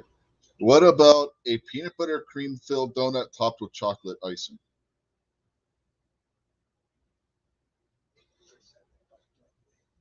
I'm going to have to defer that to Defense Dad or somebody in law enforcement. I eat about 2 donuts a year, although this year I had 3. I went overboard. Wow, Squib, that's a 50% increase. You better control yourself. What kind of donut was it? It's the kind that the local grocery store has. It's at their bakery. So they were fresh made bakery donuts. Squib really needs to get that donut thing under control. Imagine if his alcohol consumption increased by 50%.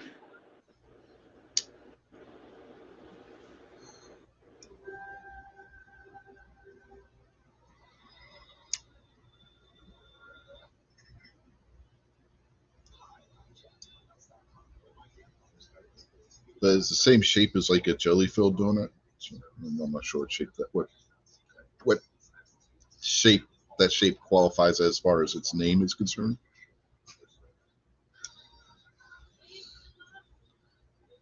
But they're actually not bad. Pretty good. Not as good as our Boston cream donuts are, where it's the vanilla custard filled donut with the chocolate icing on top.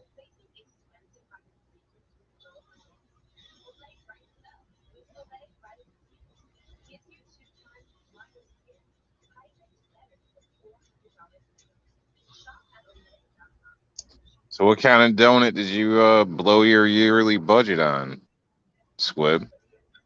I mean, it must have been something special if you had a whole third donut. I mean, they weren't bad. It wasn't something special. I was just kind of hungry. I don't think I ate anything for breakfast, or if I did, it was really light. And lunch, that was running a little bit late.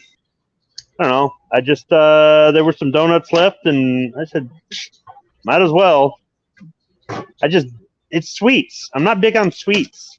You know, I might like white chocolate, but that's something else. I only eat that a couple times a year, like maybe around Christmas or something. I don't eat a lot of sweets. You should, because you're a bitter guy. If you ate some more sweets, you might be nicer. No, Who knows? nothing will make me nicer.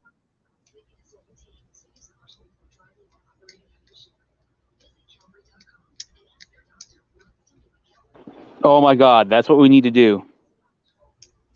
We need to give Squibload a Snickers because he's not himself when he's hungry. Yeah. Now, I used to eat those when I was in my early teens. I'd go down to the paper station, and the truck would almost always run late, and there was a 7-Eleven next door. So I'd walk over to 7-Eleven, and I'd get the super big gulp. I think like a Coke, super big gulp, super big gulp Coke, and a king-size Snickers bar. By the time I got done with both of those, the truck would show up, and I'd be all amped up on sugar and caffeine, and I was able to, walk uphill both ways with 100 pounds of newspapers. I want my $2. Anyone else worried that if we gave Squib a Snickers, he'd turn into Joe Biden? I was going to say Betty White, but yeah, okay. No, Betty White's way too awesome. Probably Jill. What happens if we I give don't Joe know, Biden man. a Snickers? Somebody's got to do it. I want to see the transformation. No, I want to know what happens if you give Joe Biden a Snickers. He turns into Hunter. So Oh, Hunter's just the younger version of him. here's what happens. Squib's getting ready to film a video. And he's like, "Welcome back to the stove. Corn Pop was the bad dude." We're like, "Oh shit, he ate the Snickers while he's filming." Actually, what I should do is I should take a bunch of my blooper reels where I'm flubbing my lines and cussing myself out and all the other stuff I do off camera, and then stop and have a Snickers, and then suddenly I get the video right or something. There you go. Yeah.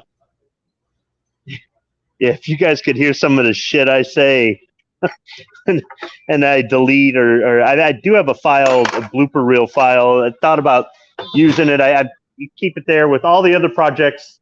I'm 11 months behind on YouTube videos, so it'll probably never make it. But yeah, or I could just end the blooper reel video with, man, I could sure use a Snickers or something. I think every one of us has parts of a video that we've edited out because we're like, damn it, I fucked up big time there.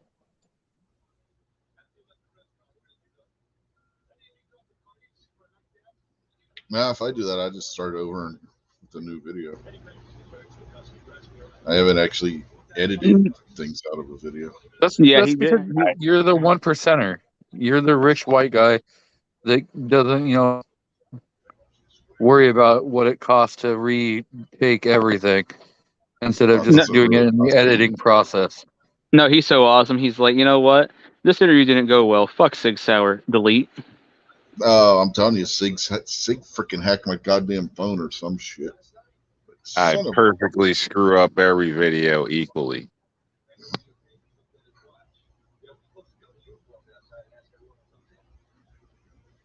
I intentionally go out there when I'm filming a video and try and get it all in one take and say, fuck it. If something goes wrong, it's usually like I'll start over because the cat will come up and knock something down or do something stupid, and then I have to restart it. Like, you stupid cat. He's your dumb cat. I'm not talking specifically about this cat. Jeez. No, this is the cat that's kicked me out of chats in the past. Yeah, you have, and you know it. Give me that look.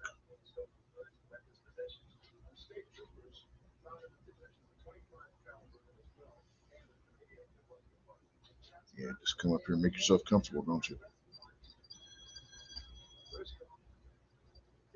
Cats are like that. They just climb on you and make themselves comfortable.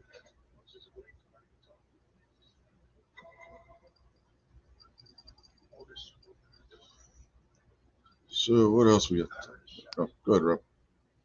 I was just gonna say, so nobody wants to tell me where they got rid of that evidence. I mean, had a boating accident. Oh, G23 I told you. Man, not you. I'm not. I don't need your little Jennings, duct tape handle things.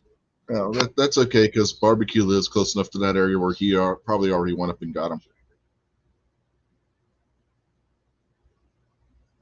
I plead the fifth. That's You drink not the a. piss? Of Jack. Aha! So I need to search around barbecue's place. Got it. There is a small body of water near my place. Like right behind his house. And then there's another one about 2.5 miles down the road. And actually, if you go to the neighbor's property, there's a slightly larger body of water than the one that's behind my house. There you Like go. the- Go slightly north, and you got a really large body of water. Yep.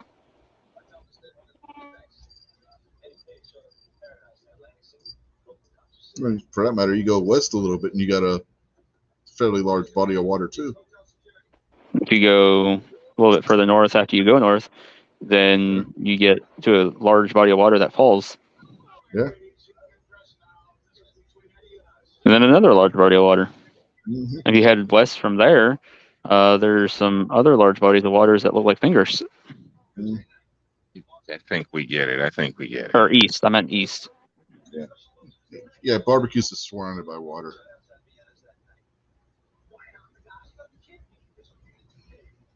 If you go really far east, there's a giant body of water. So, has anyone seen the new Slim Cowboy video? Nope. Nope. What do we miss? So, Rob will hate Slim Cowboy's new video. Son of a bitch. Is that the one that says his thoughts on the new M&P?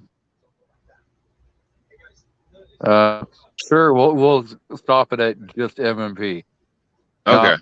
Why you should boycott Smith and Wesson? Okay. Well, I seen there was one not long ago he posted about that, but I didn't bother watching because I know he's publicly stated before he just doesn't like them. So, So I'm sure he didn't have anything good to say, so I didn't Hold bother up. watching. Hold up. Slim Cowboy is talking shit on Smith and Wesson. What the hell did they do to piss in his Wheaties? He used to carry a goddamn Smith and Wesson.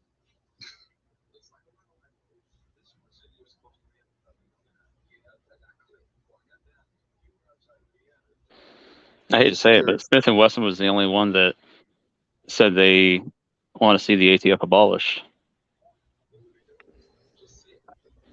So because they wrote on a piece of paper here lately, but caved,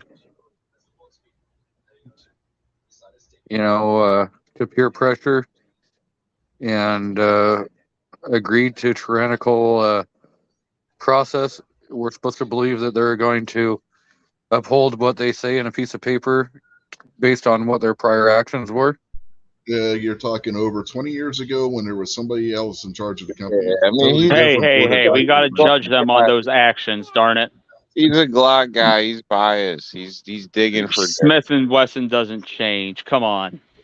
Well, No, what I'm saying is a piece of paper means nothing. What's your actions? What are you actually doing? Oh, you mean like how we've Glock seen their is fighting a physical lawsuit actions against before. him is obviously defending the Second Amendment somehow? He's butthurt about that. And I can make a strong argument that if it wasn't for Glock, Smith and Wesson would have never done the Hillary hole. But unfortunately, they were getting their asses handed to him by Glock, and Glock was seriously considering, going along with those government proposals. And Smith and Wesson went, "Oh, we can get ahead of the 8 ball. Okay, let's do that because Glock's going to do it. So we'll just beat them to the punch and look like the good guys." And then Glock was like, "Wow, they're catching a lot of shit over this. You know what? Yeah, fuck that. We're not doing that." Or did When Glock if sucker Glock would have them just 2 times in a row? if Glock would have just they stole their 40 cal design. if Glock would have just sat there and friggin' said from the get-go, "We aren't friggin' doing this," it could have been a whole different ballgame. But the fact of the matter is, Glock was the original one that was considering that shit. Dude, this is a perfect time for you to throw up that email thing I sent you. What email? I sent one to Rich. Okay. If you did, I haven't seen it, so let me check my email. And figure out which email address you had sent it to on top of that, because there we go.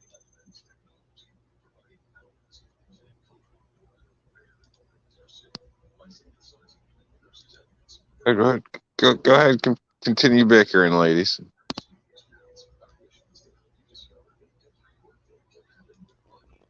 I think it's more relevant what a company is doing now than what they did 10 or 25 years ago. If they're doing something different, if they're doing the exact same thing they did 10 or 25 years ago that people didn't like, then they didn't learn a damn thing.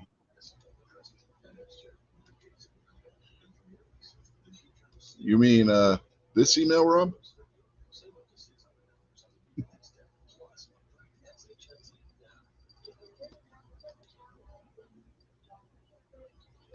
No, that's not the one I sent. Where'd you get that? That's what was in the email you sent me.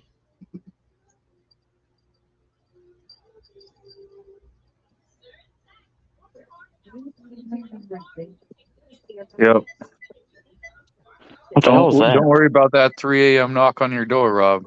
Just saying. Don't worry about it. Oh, wait, there won't be a knock. No, it's going to be a no knock. It's going to kick in the door. You better not shoot my cats. That's all I'm saying.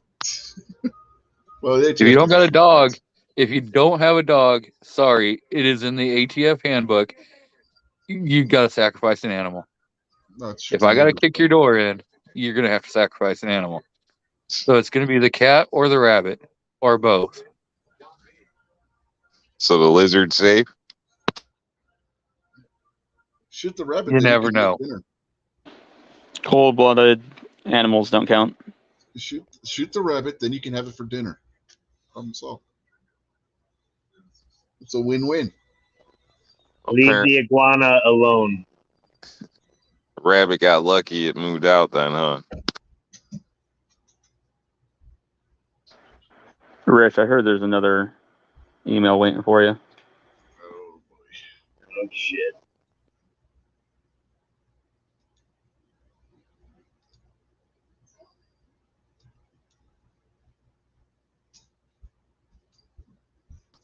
Yeah, I think we've seen this one before. So now I gotta go back over here. Seen it, but it's still a classic. Mm-hmm.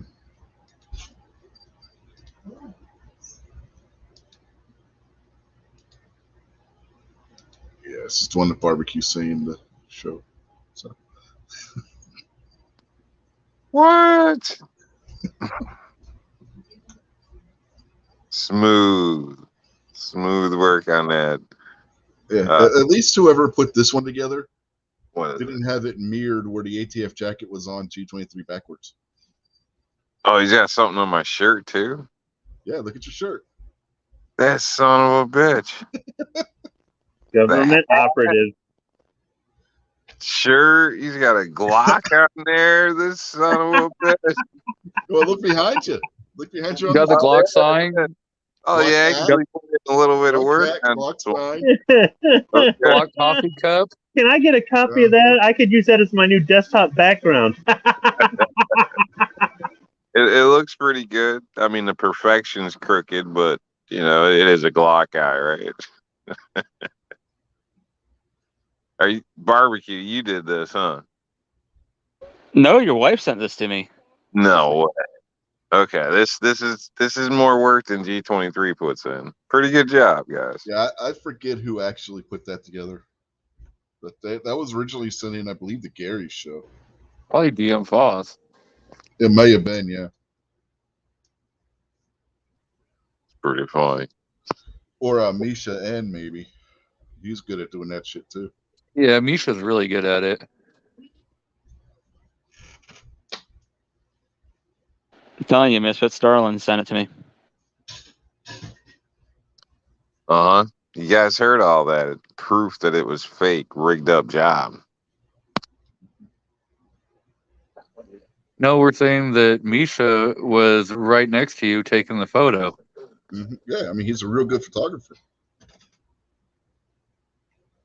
That must have been the day I loaned Misha $5,000, so I need that returned. Well, he's not out there, so you have to contact him somewhere else. The way we heard it was you paid him $5,000 to take the picture. photo. Yeah. Hold up. That now we know this is all BS anyways on New York's part because he ain't giving nobody $5,000. $5,000. I was thinking that myself. He's trying to sit there and be like, yeah, Misha, since you let that photo out like I told you not to, you owe me $5,000. No. Now we all know it's real. Rob is too damn cheap to pay anybody $5,000 for anything. It's too damn cheap to pay somebody Except a Honda $5. Civic. No, the other thing Rob will pay somebody $5,000 for is a Honda Civic. With a spoiler and a moonroof. Hell, we can get one of those And a for fart can and exhaust. Uh-huh.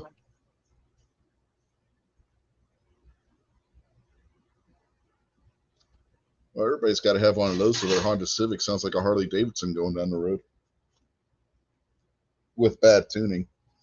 So the other day, I should have recorded it. There was a Harley and a Honda, close to each other, and you could not hear the Harley with his loud pipes over the Honda Now, you talking a Honda car or a motorcycle? car. Okay.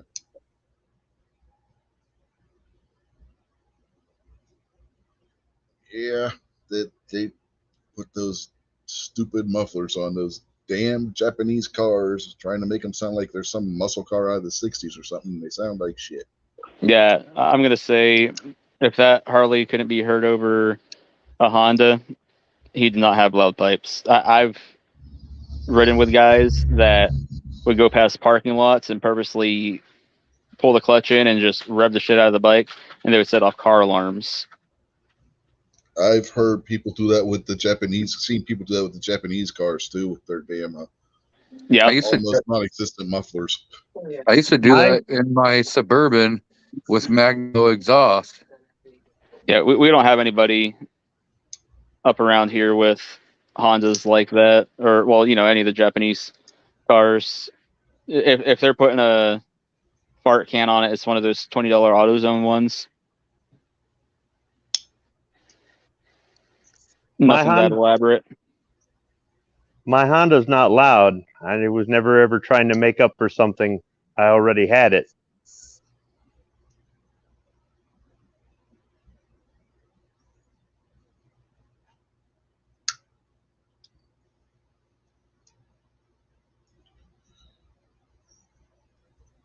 bunch of Honda haters. No, you need to hang out with Pat. But of course, Pat's Hondas only have 3 wheels because one must have fell off somewhere. So does Rob's Honda Accord. It's only got 3 wheels because one fell off somewhere. Yeah. Well, Pat's got all these Honda quads, and they only got 3 wheels on them. I don't know. I didn't see that one out yet.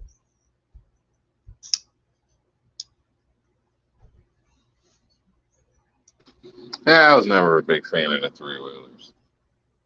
Riding them, I mean, it's something to ride. Don't get me wrong. If one's sitting there or whatever, I'll ride the hell out of it. But I'd never be one to buy one. I don't know. I guess I've ridden them enough or around enough to know, once in a while up going up hills, you'll kick sideways. It's just not as stable. I'd rather have 2 wheels or 4 personally. So what you're saying is, if there's a Honda 3-wheeler sitting there, you'll go all Muhammad on the thing. You did say you'd ride the hell out of it. So I got your smart ass comment. You want to repeat that? I said, so what you're saying is, if there's a Honda 3-wheeler sitting there, you'll go all Muhammad on it. I mean, you said you'd ride the hell out of it. Yeah, definitely. But yeah, and Set the alarm.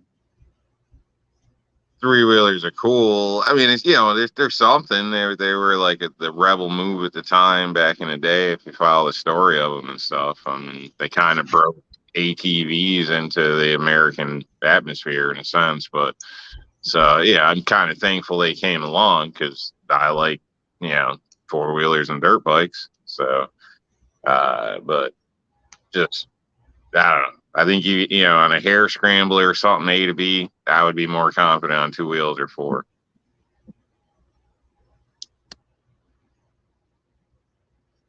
Oh, real quick, getting back to the Muhammad thing. By the way, the Quran does have rules in it for divorcing a prepubescent child. Just want to throw that out there. Okay, carry on.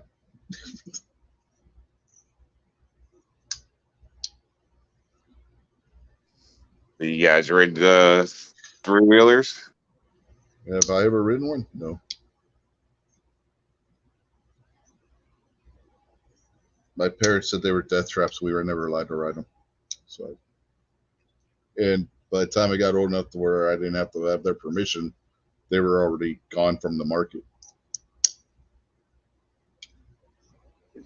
Yes, I wrapped one around a friggin' apple tree.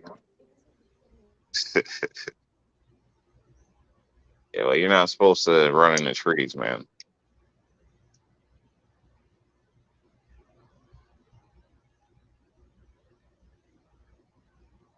It's cool. Friend had Suzuki. His mom's boyfriend had it. It was basically a pile of parts, but he was like a mechanical genius, changing his mom's transmissions at like 12 and shit like that. Coming over on a bike, like, you want to go hit the park? And he's pulling a tranny. But basically, he put that back together. We rode the hell out of it. Got chased down by his mom and her Buick screaming at us. We had a blast with that thing. I pulled a tranny one time. $20 is $20. Damn it, you beat me to the tranny joke. I was going to say he pulled a tranny. Damn, did he get in trouble? You know, that could be considered to be murder. Can't pull a tranny behind your four-wheeler, three-wheeler, whatever. Oh, depends what state you're in, right? No, I'm pretty sure every state that would be illegal. I don't know. I feel like Alabama and Mississippi, you might get away with it. No, I think well, maybe. I don't know. There was a couple of guys that were in, I think it was Montana, that pulled a tranny down the dirt road.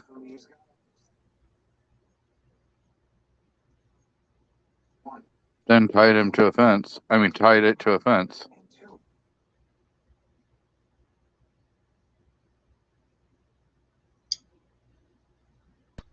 All right. Well, now you guys had to get all crazy.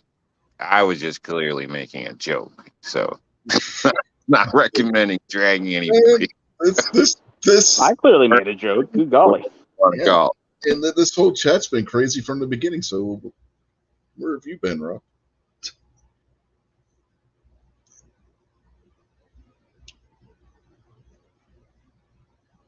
I mean, Christ, we started talking about a 53-year-old guy who married a goddamn 6-year-old. You don't get much crazier than that.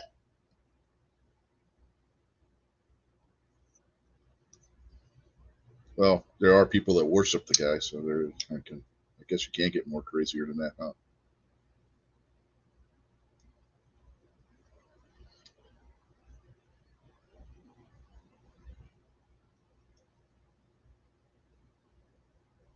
Don't everybody answer at once now. Good Lord.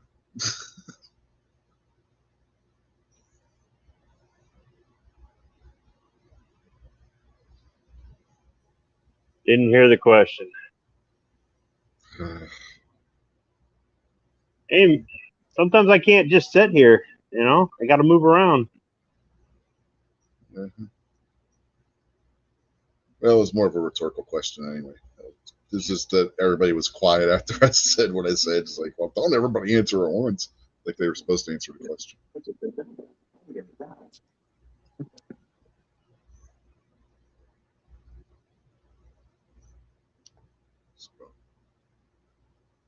So, Squid, you got any three-wheeler stories? You ever ride one? Or were you scared your mama wouldn't let you? Didn't have training wheels.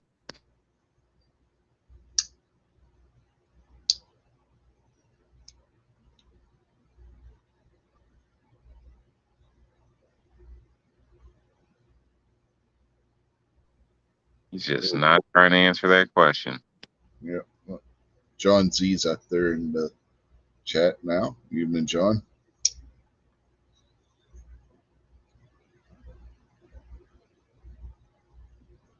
He's not your damer no more, Rob.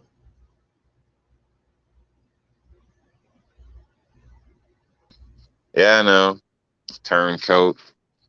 Even switched his name up. You know, he shows up, collects his hardware, sits down, breaks bread, has a meal, you know, borrows your car, and then the guy disappears. Changes his name. Yeah, I don't know how well the y'all is going to work with your New York accent there, John. So, Are you talking about the New Jersey Outcast? formerly known as the New Jersey Outcast. Yeah, I heard he moved. Yeah, he's in Missouri. A more free state. I mean, even though it is Missouri, geez. Well, it's better than Oklahoma, but yeah, some people will move, and some people Stay in New York. They'll never leave. Yeah, some people say they're moving to Tennessee, and yet they're still in New York. Damn Yorkers. Still, though, Missouri. Missouri.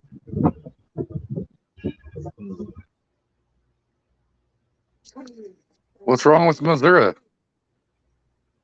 Have you been there? Yes. I got family that lives there. Yeah. Well. My dad was born there. Yeah. Well, you know, I'm a good old boy from down south, but there's some places that are southern that I just soon not go to. Most of the dad's side of the family is in Louisiana. So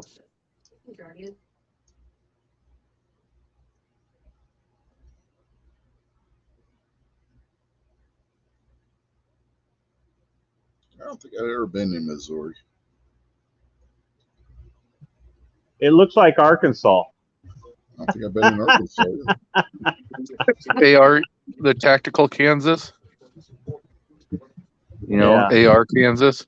Yeah. Yeah, Arkansas, the state that can't pronounce Kansas properly.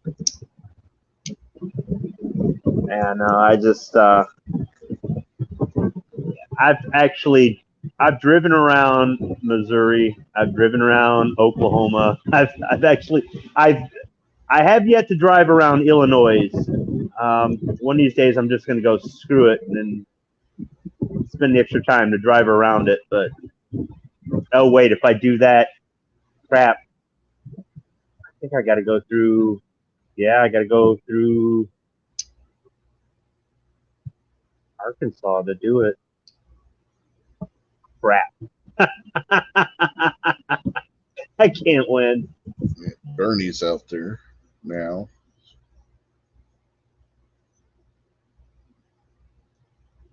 Apparently, he must have been listening earlier before he will jump into the YouTube chat. He's throwing back onto the pineapple on pizza.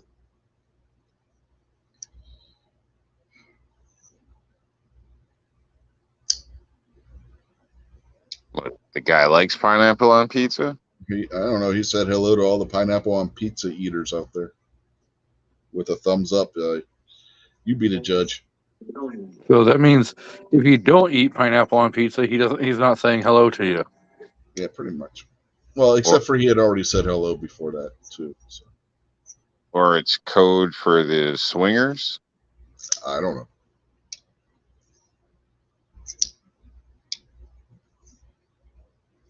Yeah. John's telling you not to be a chicken squid. Yeah, Gary's already cornered that market. It ain't about being afraid of Missouri. It's just, yeah, there's just some places that just, don't appeal to me. Yeah, see what it is. Squibb is so traumatized by Oklahoma's roads that even touching Oklahoma, he doesn't want to touch that. Go to that state. No, because Kansas don't bother me and Texas don't bother me. But no, just going through Arkansas and Missouri, just kind of, man. I mean, I've lived in some rural places, but this is some rural shit. Yeah. Mm.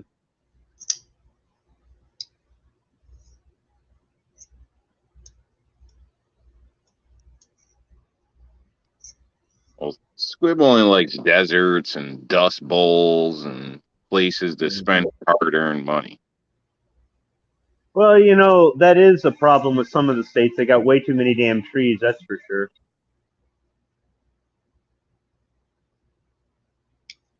Like, if there isn't some monumental rock up on the hillside, Squib is not happy. I think they were hinting at you're the kind of deplorable that eats pineapple on pizza, Bernie. Like G23 and Guns and Barbecue.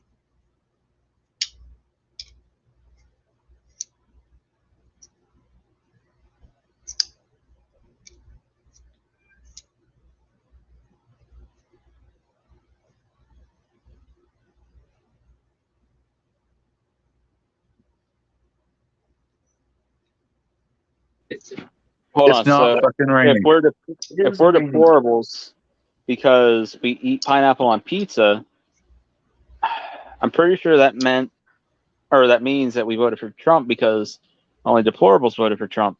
And since you guys don't eat pineapple on pizza, I understand why Biden won now. Never mind. That's a different kind of deplorable. And that was Hillary that said that, not Biden. Doesn't matter. The point is, deplorables vote for Trump. You guys aren't deplorables because you don't eat pineapple on pizza. Therefore, you voted for we're Biden. the kind of deplorables that stick to our God and guns. Nope. Can't take it back. There's more than one kind of deplorable, man.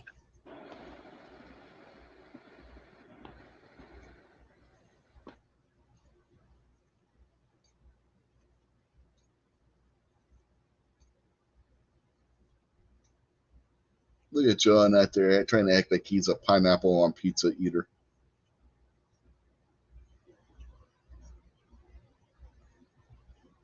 Not in Missouri. There's no pizzerias. Like, I don't even think I could order a pizza with pineapple on it around here. Like, I don't think I've even, that's I don't think that's a thing. Maybe from somewhere like Domino's, but not like an actual pizza place. It's probably against the law where you live. It probably is. Pineapple in and of itself is illegal in the state of New York.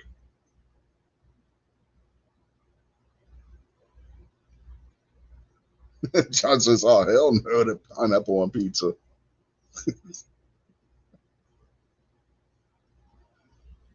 Like, we went into some of these pizza shop, and after that, they'd probably just kindly ask you to leave.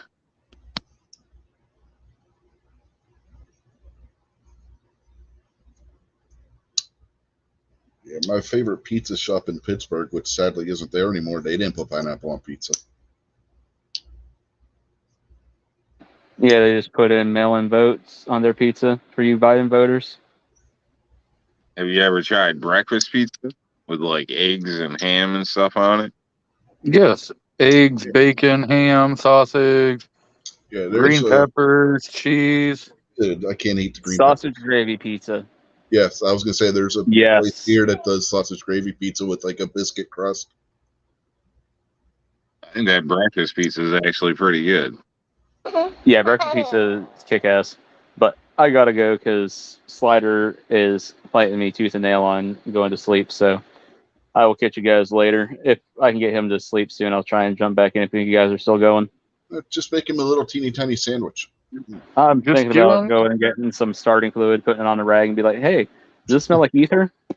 No. That's not legal. Just get Velcro for the sheets and a Velcro. Benadryl. Throw 'em You're doing it all wrong. It's Jack Daniels and children's Tylenol. They'll be asleep, no problem. Okay, Bill Cosby. Yeah, I'm laughing too. Just give him some Benadryl. He'll be fine. Yeah, like All Bernie right. said too, Benadryl. Velcro, man. Velcro works. Well, you give him Velcro him to the bed, sure, but you give him Benadryl to knock him out after he's Velcro down. You got to Velcro him down until the Benadryl takes effect. Oh, once they cry for about 20 minutes, they tire themselves out and get Yeah, done. not always.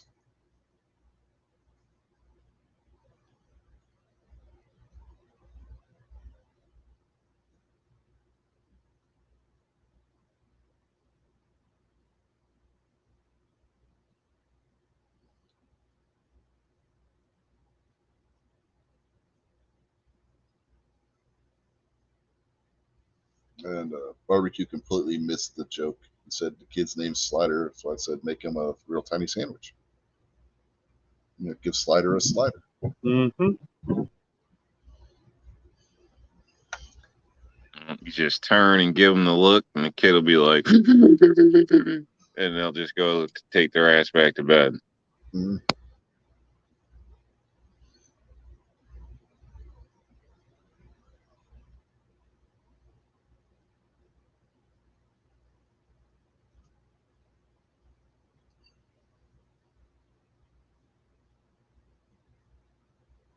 John out there saying that even the gas station pizza out there is tasty. I haven't tried the gas station's pizza here, so I couldn't tell you. I've never had a Sheetz pizza. I've had subs from Sheetz before. They weren't bad. Their steak, egg, and cheese bagel sandwich for breakfast is pretty damn good, too.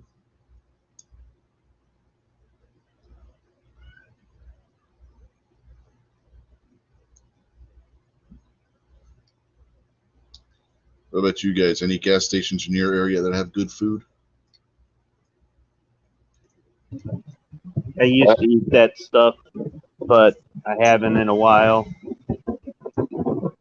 Have gas station food. I mean, if I'm like traveling to a rally and carpooling and people stop there, like with Black Cat, I will. But typically, I don't do that. I try to avoid fast food too, but especially gas station food. But around here, literally, I've seen roaches come out of the coffee machines. Yeah. Sure. God. So You don't have a Sheetz in your area, Rob? No. I think they're in PA, but I don't think they're around my area. We have Stewart's. I would get something from Stewart's. Like I've gotten a sub out of their sub shop and stuff, but I don't know if you call that fast food or whatever. But they actually make the sub like a sub shop. Made to order. So yeah, just like they got good ice cream, stuff like that. They're pretty good. So, but typically there's no place around here I'm going for a slice of pizza or any damn sandwich they're cooking behind their bulletproof glass. Hell no. Well, I'll count that other place because that's basically what Sheetz is like. I haven't tried their pizza, but their burgers ain't too bad, and like I said, their breakfast burrito. I mean, not burrito. Their I can't eat the breakfast burritos. The bagel sandwich they do is pretty good. Yeah, I'll stop when I'm on the road. If I'm stopping for fuel and whatnot, I might grab something like. Last time I was out on the road by myself, I stopped and got pizza at Come and Go. I did the breakfast pizza. I shot a review video on that, and I stopped at a Speedway and got some of their pizza. I used to go to the Speedway for the breakfast sandwiches, or sometimes they'd have a barbecue sandwich or something like that. and maybe I'd have one of those in the afternoon. But the breakfast sandwiches in the morning when they had like the 2 for $3 and stuff like that, I would get that in the past when I was working days. But yeah, Outcast brought up a good point about traveling to rallies and things. Sometimes you're just stopping for fuel. You just get it all done right there in one stop and just get back on the road.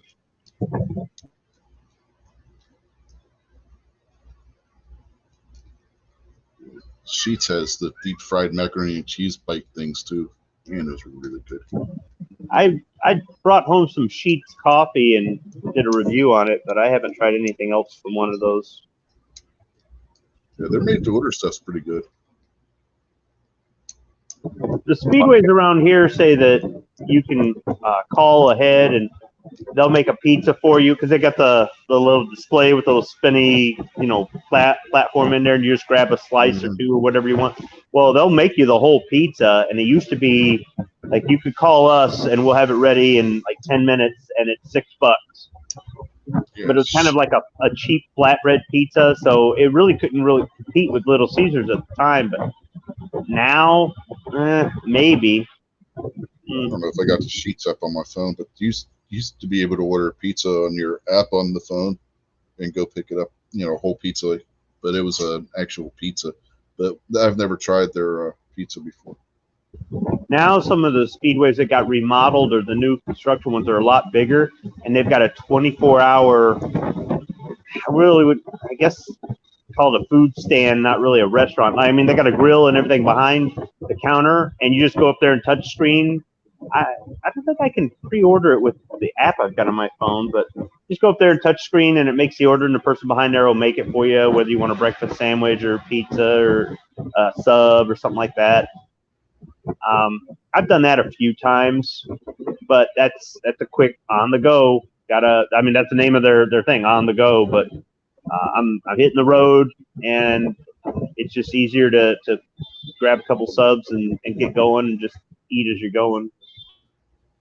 When I stopped at the Sheets, last one I stopped at that I can recall, I think I've been to a couple. That one Black Cat, one Sunshine or whatever, and they had, because one was next to a hotel I stayed in actually, but which was cool because they were open I think like all night or something, pretty late, which worked out great because you can walk right across the parking lot, buy some drinks or whatever, and walk right back. But anyway, and they had food. So, and when you're drinking, that's when you eat that crazy stuff. But what I didn't like is the fact that well, for one, the sandwich I got honestly didn't taste very good. It was like a breakfast sandwich, and it reminded me of like the Dunkin' Donuts breakfast sandwiches. They're just like cheap.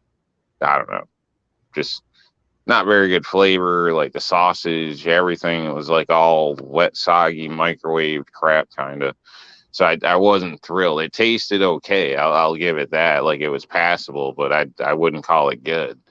And and I had to do that damn, punching around a machine thing. Instead of talking to somebody taking cash, like I had to screw around with a machine, and I'm not sure if they took cash or how I even got one about that. So they must have took cash. I don't know. So, but it was just, I don't know. I prefer to just deal with a person, honestly. So it seems quicker to me. I don't have to figure out through the screen and go through all this shit. I can just walk up, tell them what I want, and be done with it. So I know they say it's quicker. I don't think it's quicker.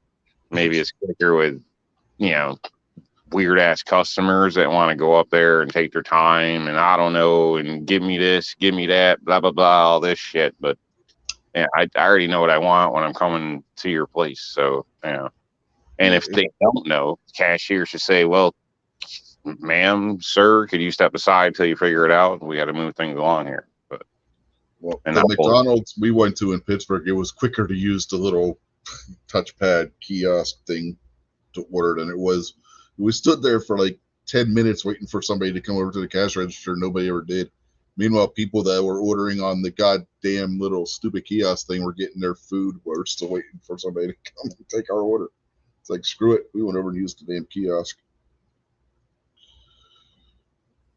That's just shitty service from employees.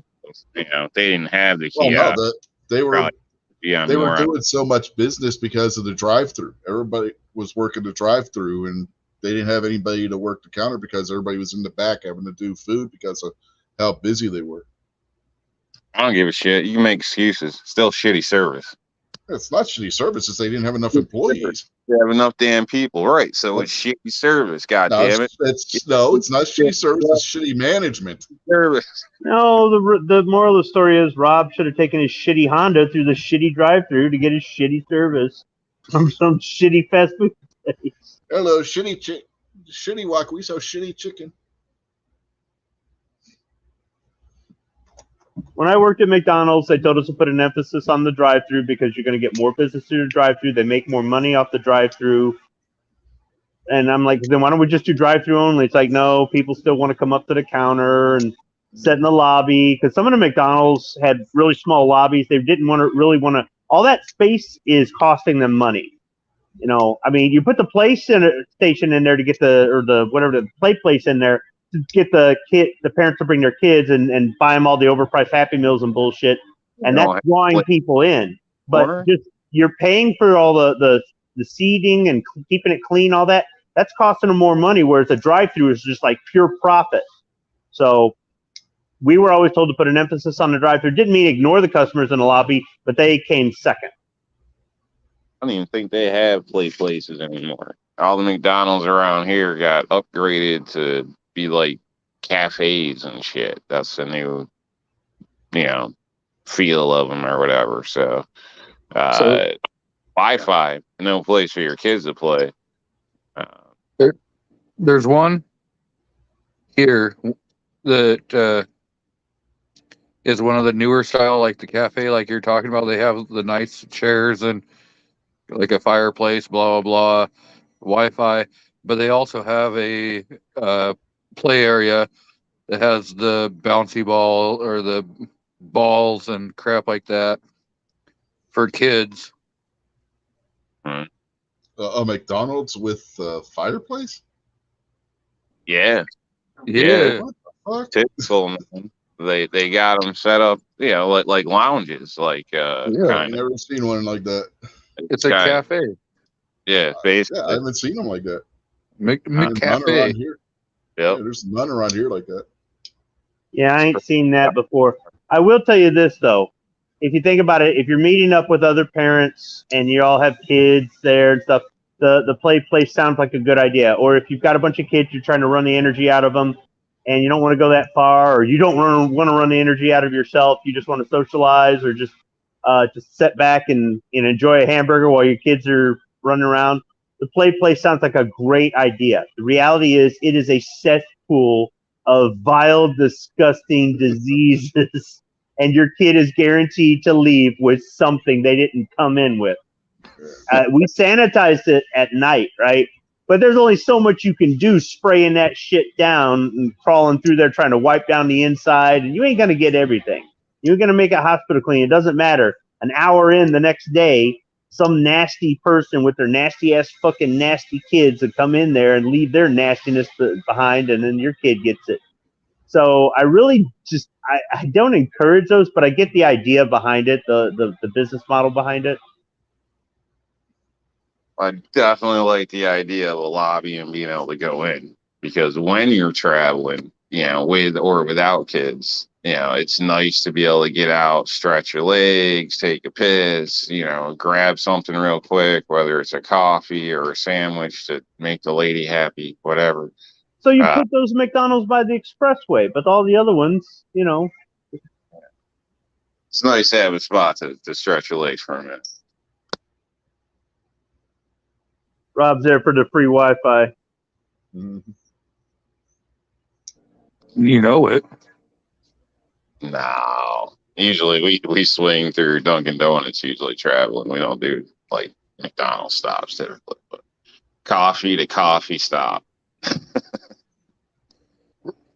Rob's going to McDonald's so he can rob the homeless dude outside and take his $2. When you're steaming coffees, you need that bathroom.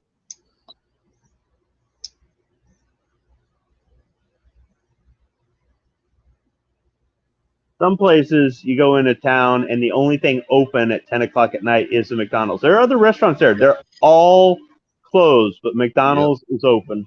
Yep. After 10 o'clock, you want something to eat here, you're going to Burger King or McDonald's. They got the worst freaking Or coffee. Sheets. Worst coffee. Yeah, Sheets, Burger King, or McDonald's after 10 o'clock. You want anything else, you're screwed.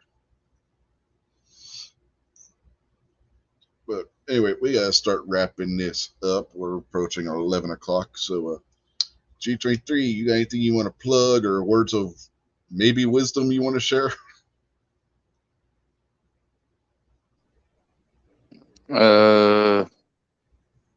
Wednesday night, Chris from the 740 does a reloading chat, and sometimes I help him co-host it.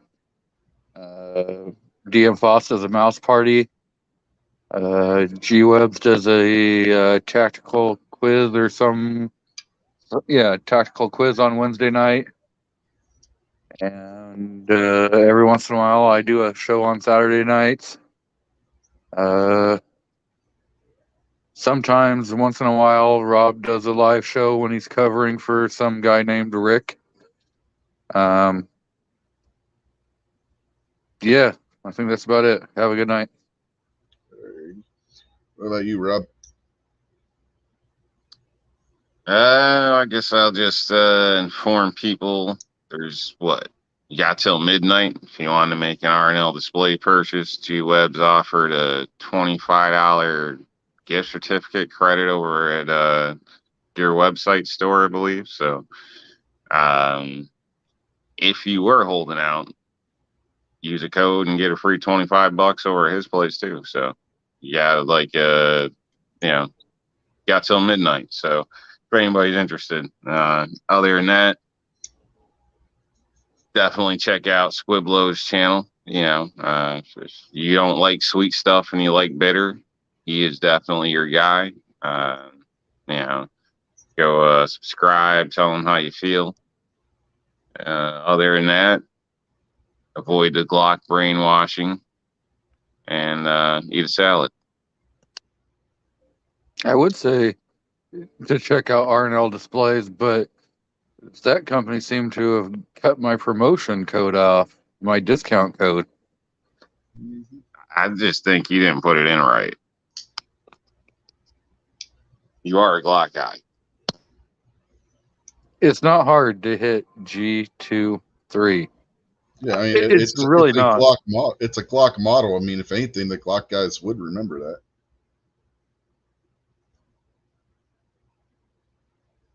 Link to what, John? John's asking for a link to something. I mean, we're wrapping up. I mean, I can't show link. You want a link to R&L Displays? Is that what you're asking for? I can give you that.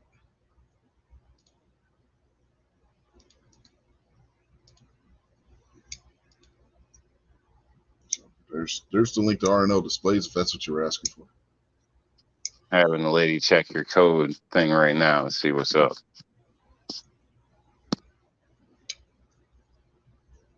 All right. And what about you, Squib?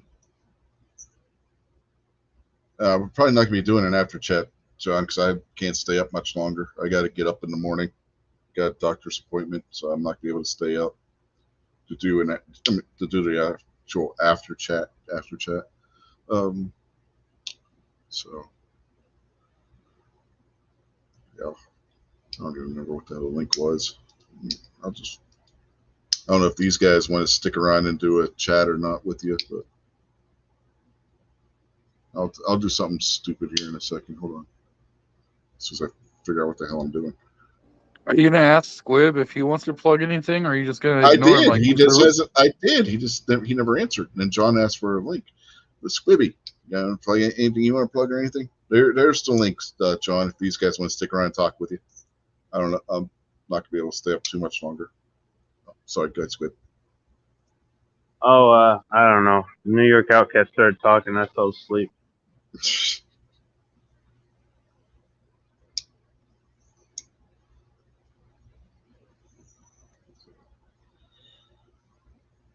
Yeah. let's see. On that note, we'll bid you adieu for tonight. Again, the link is there, John. If you want to jump in, do it quick. I'll add you, and you can sit here and talk with these guys if you want. If after I leave, I don't know how much longer I'm going to be up. So there he is. Just in time to say good night, John. And he's not going to say anything. Code saying it's active, man. I think G23 is just starting crap because he's a Glock guy. Mm-hmm. You know we're still live, right, Rob? That's fine. Okay, just wanted to make sure. You there, John? Uh-oh. You scared G23 off, Rob. See that? I'm here. Can't stand against the truth, the facts. They just talk crap and run. Uh-huh. Well, you got anything you want to plug, John, while we're here? You got the new channel name? You going to be doing videos or anything?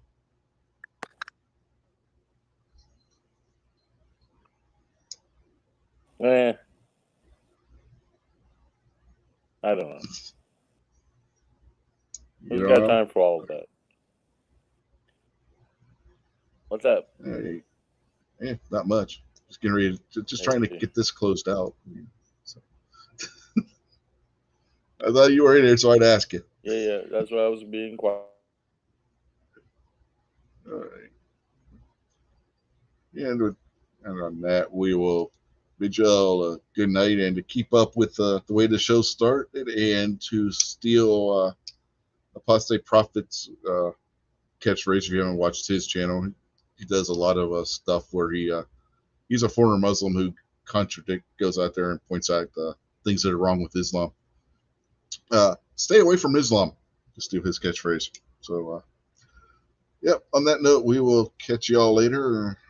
I guess I gotta play this outro here since Foss went to the effort of making it. So, good night, everybody.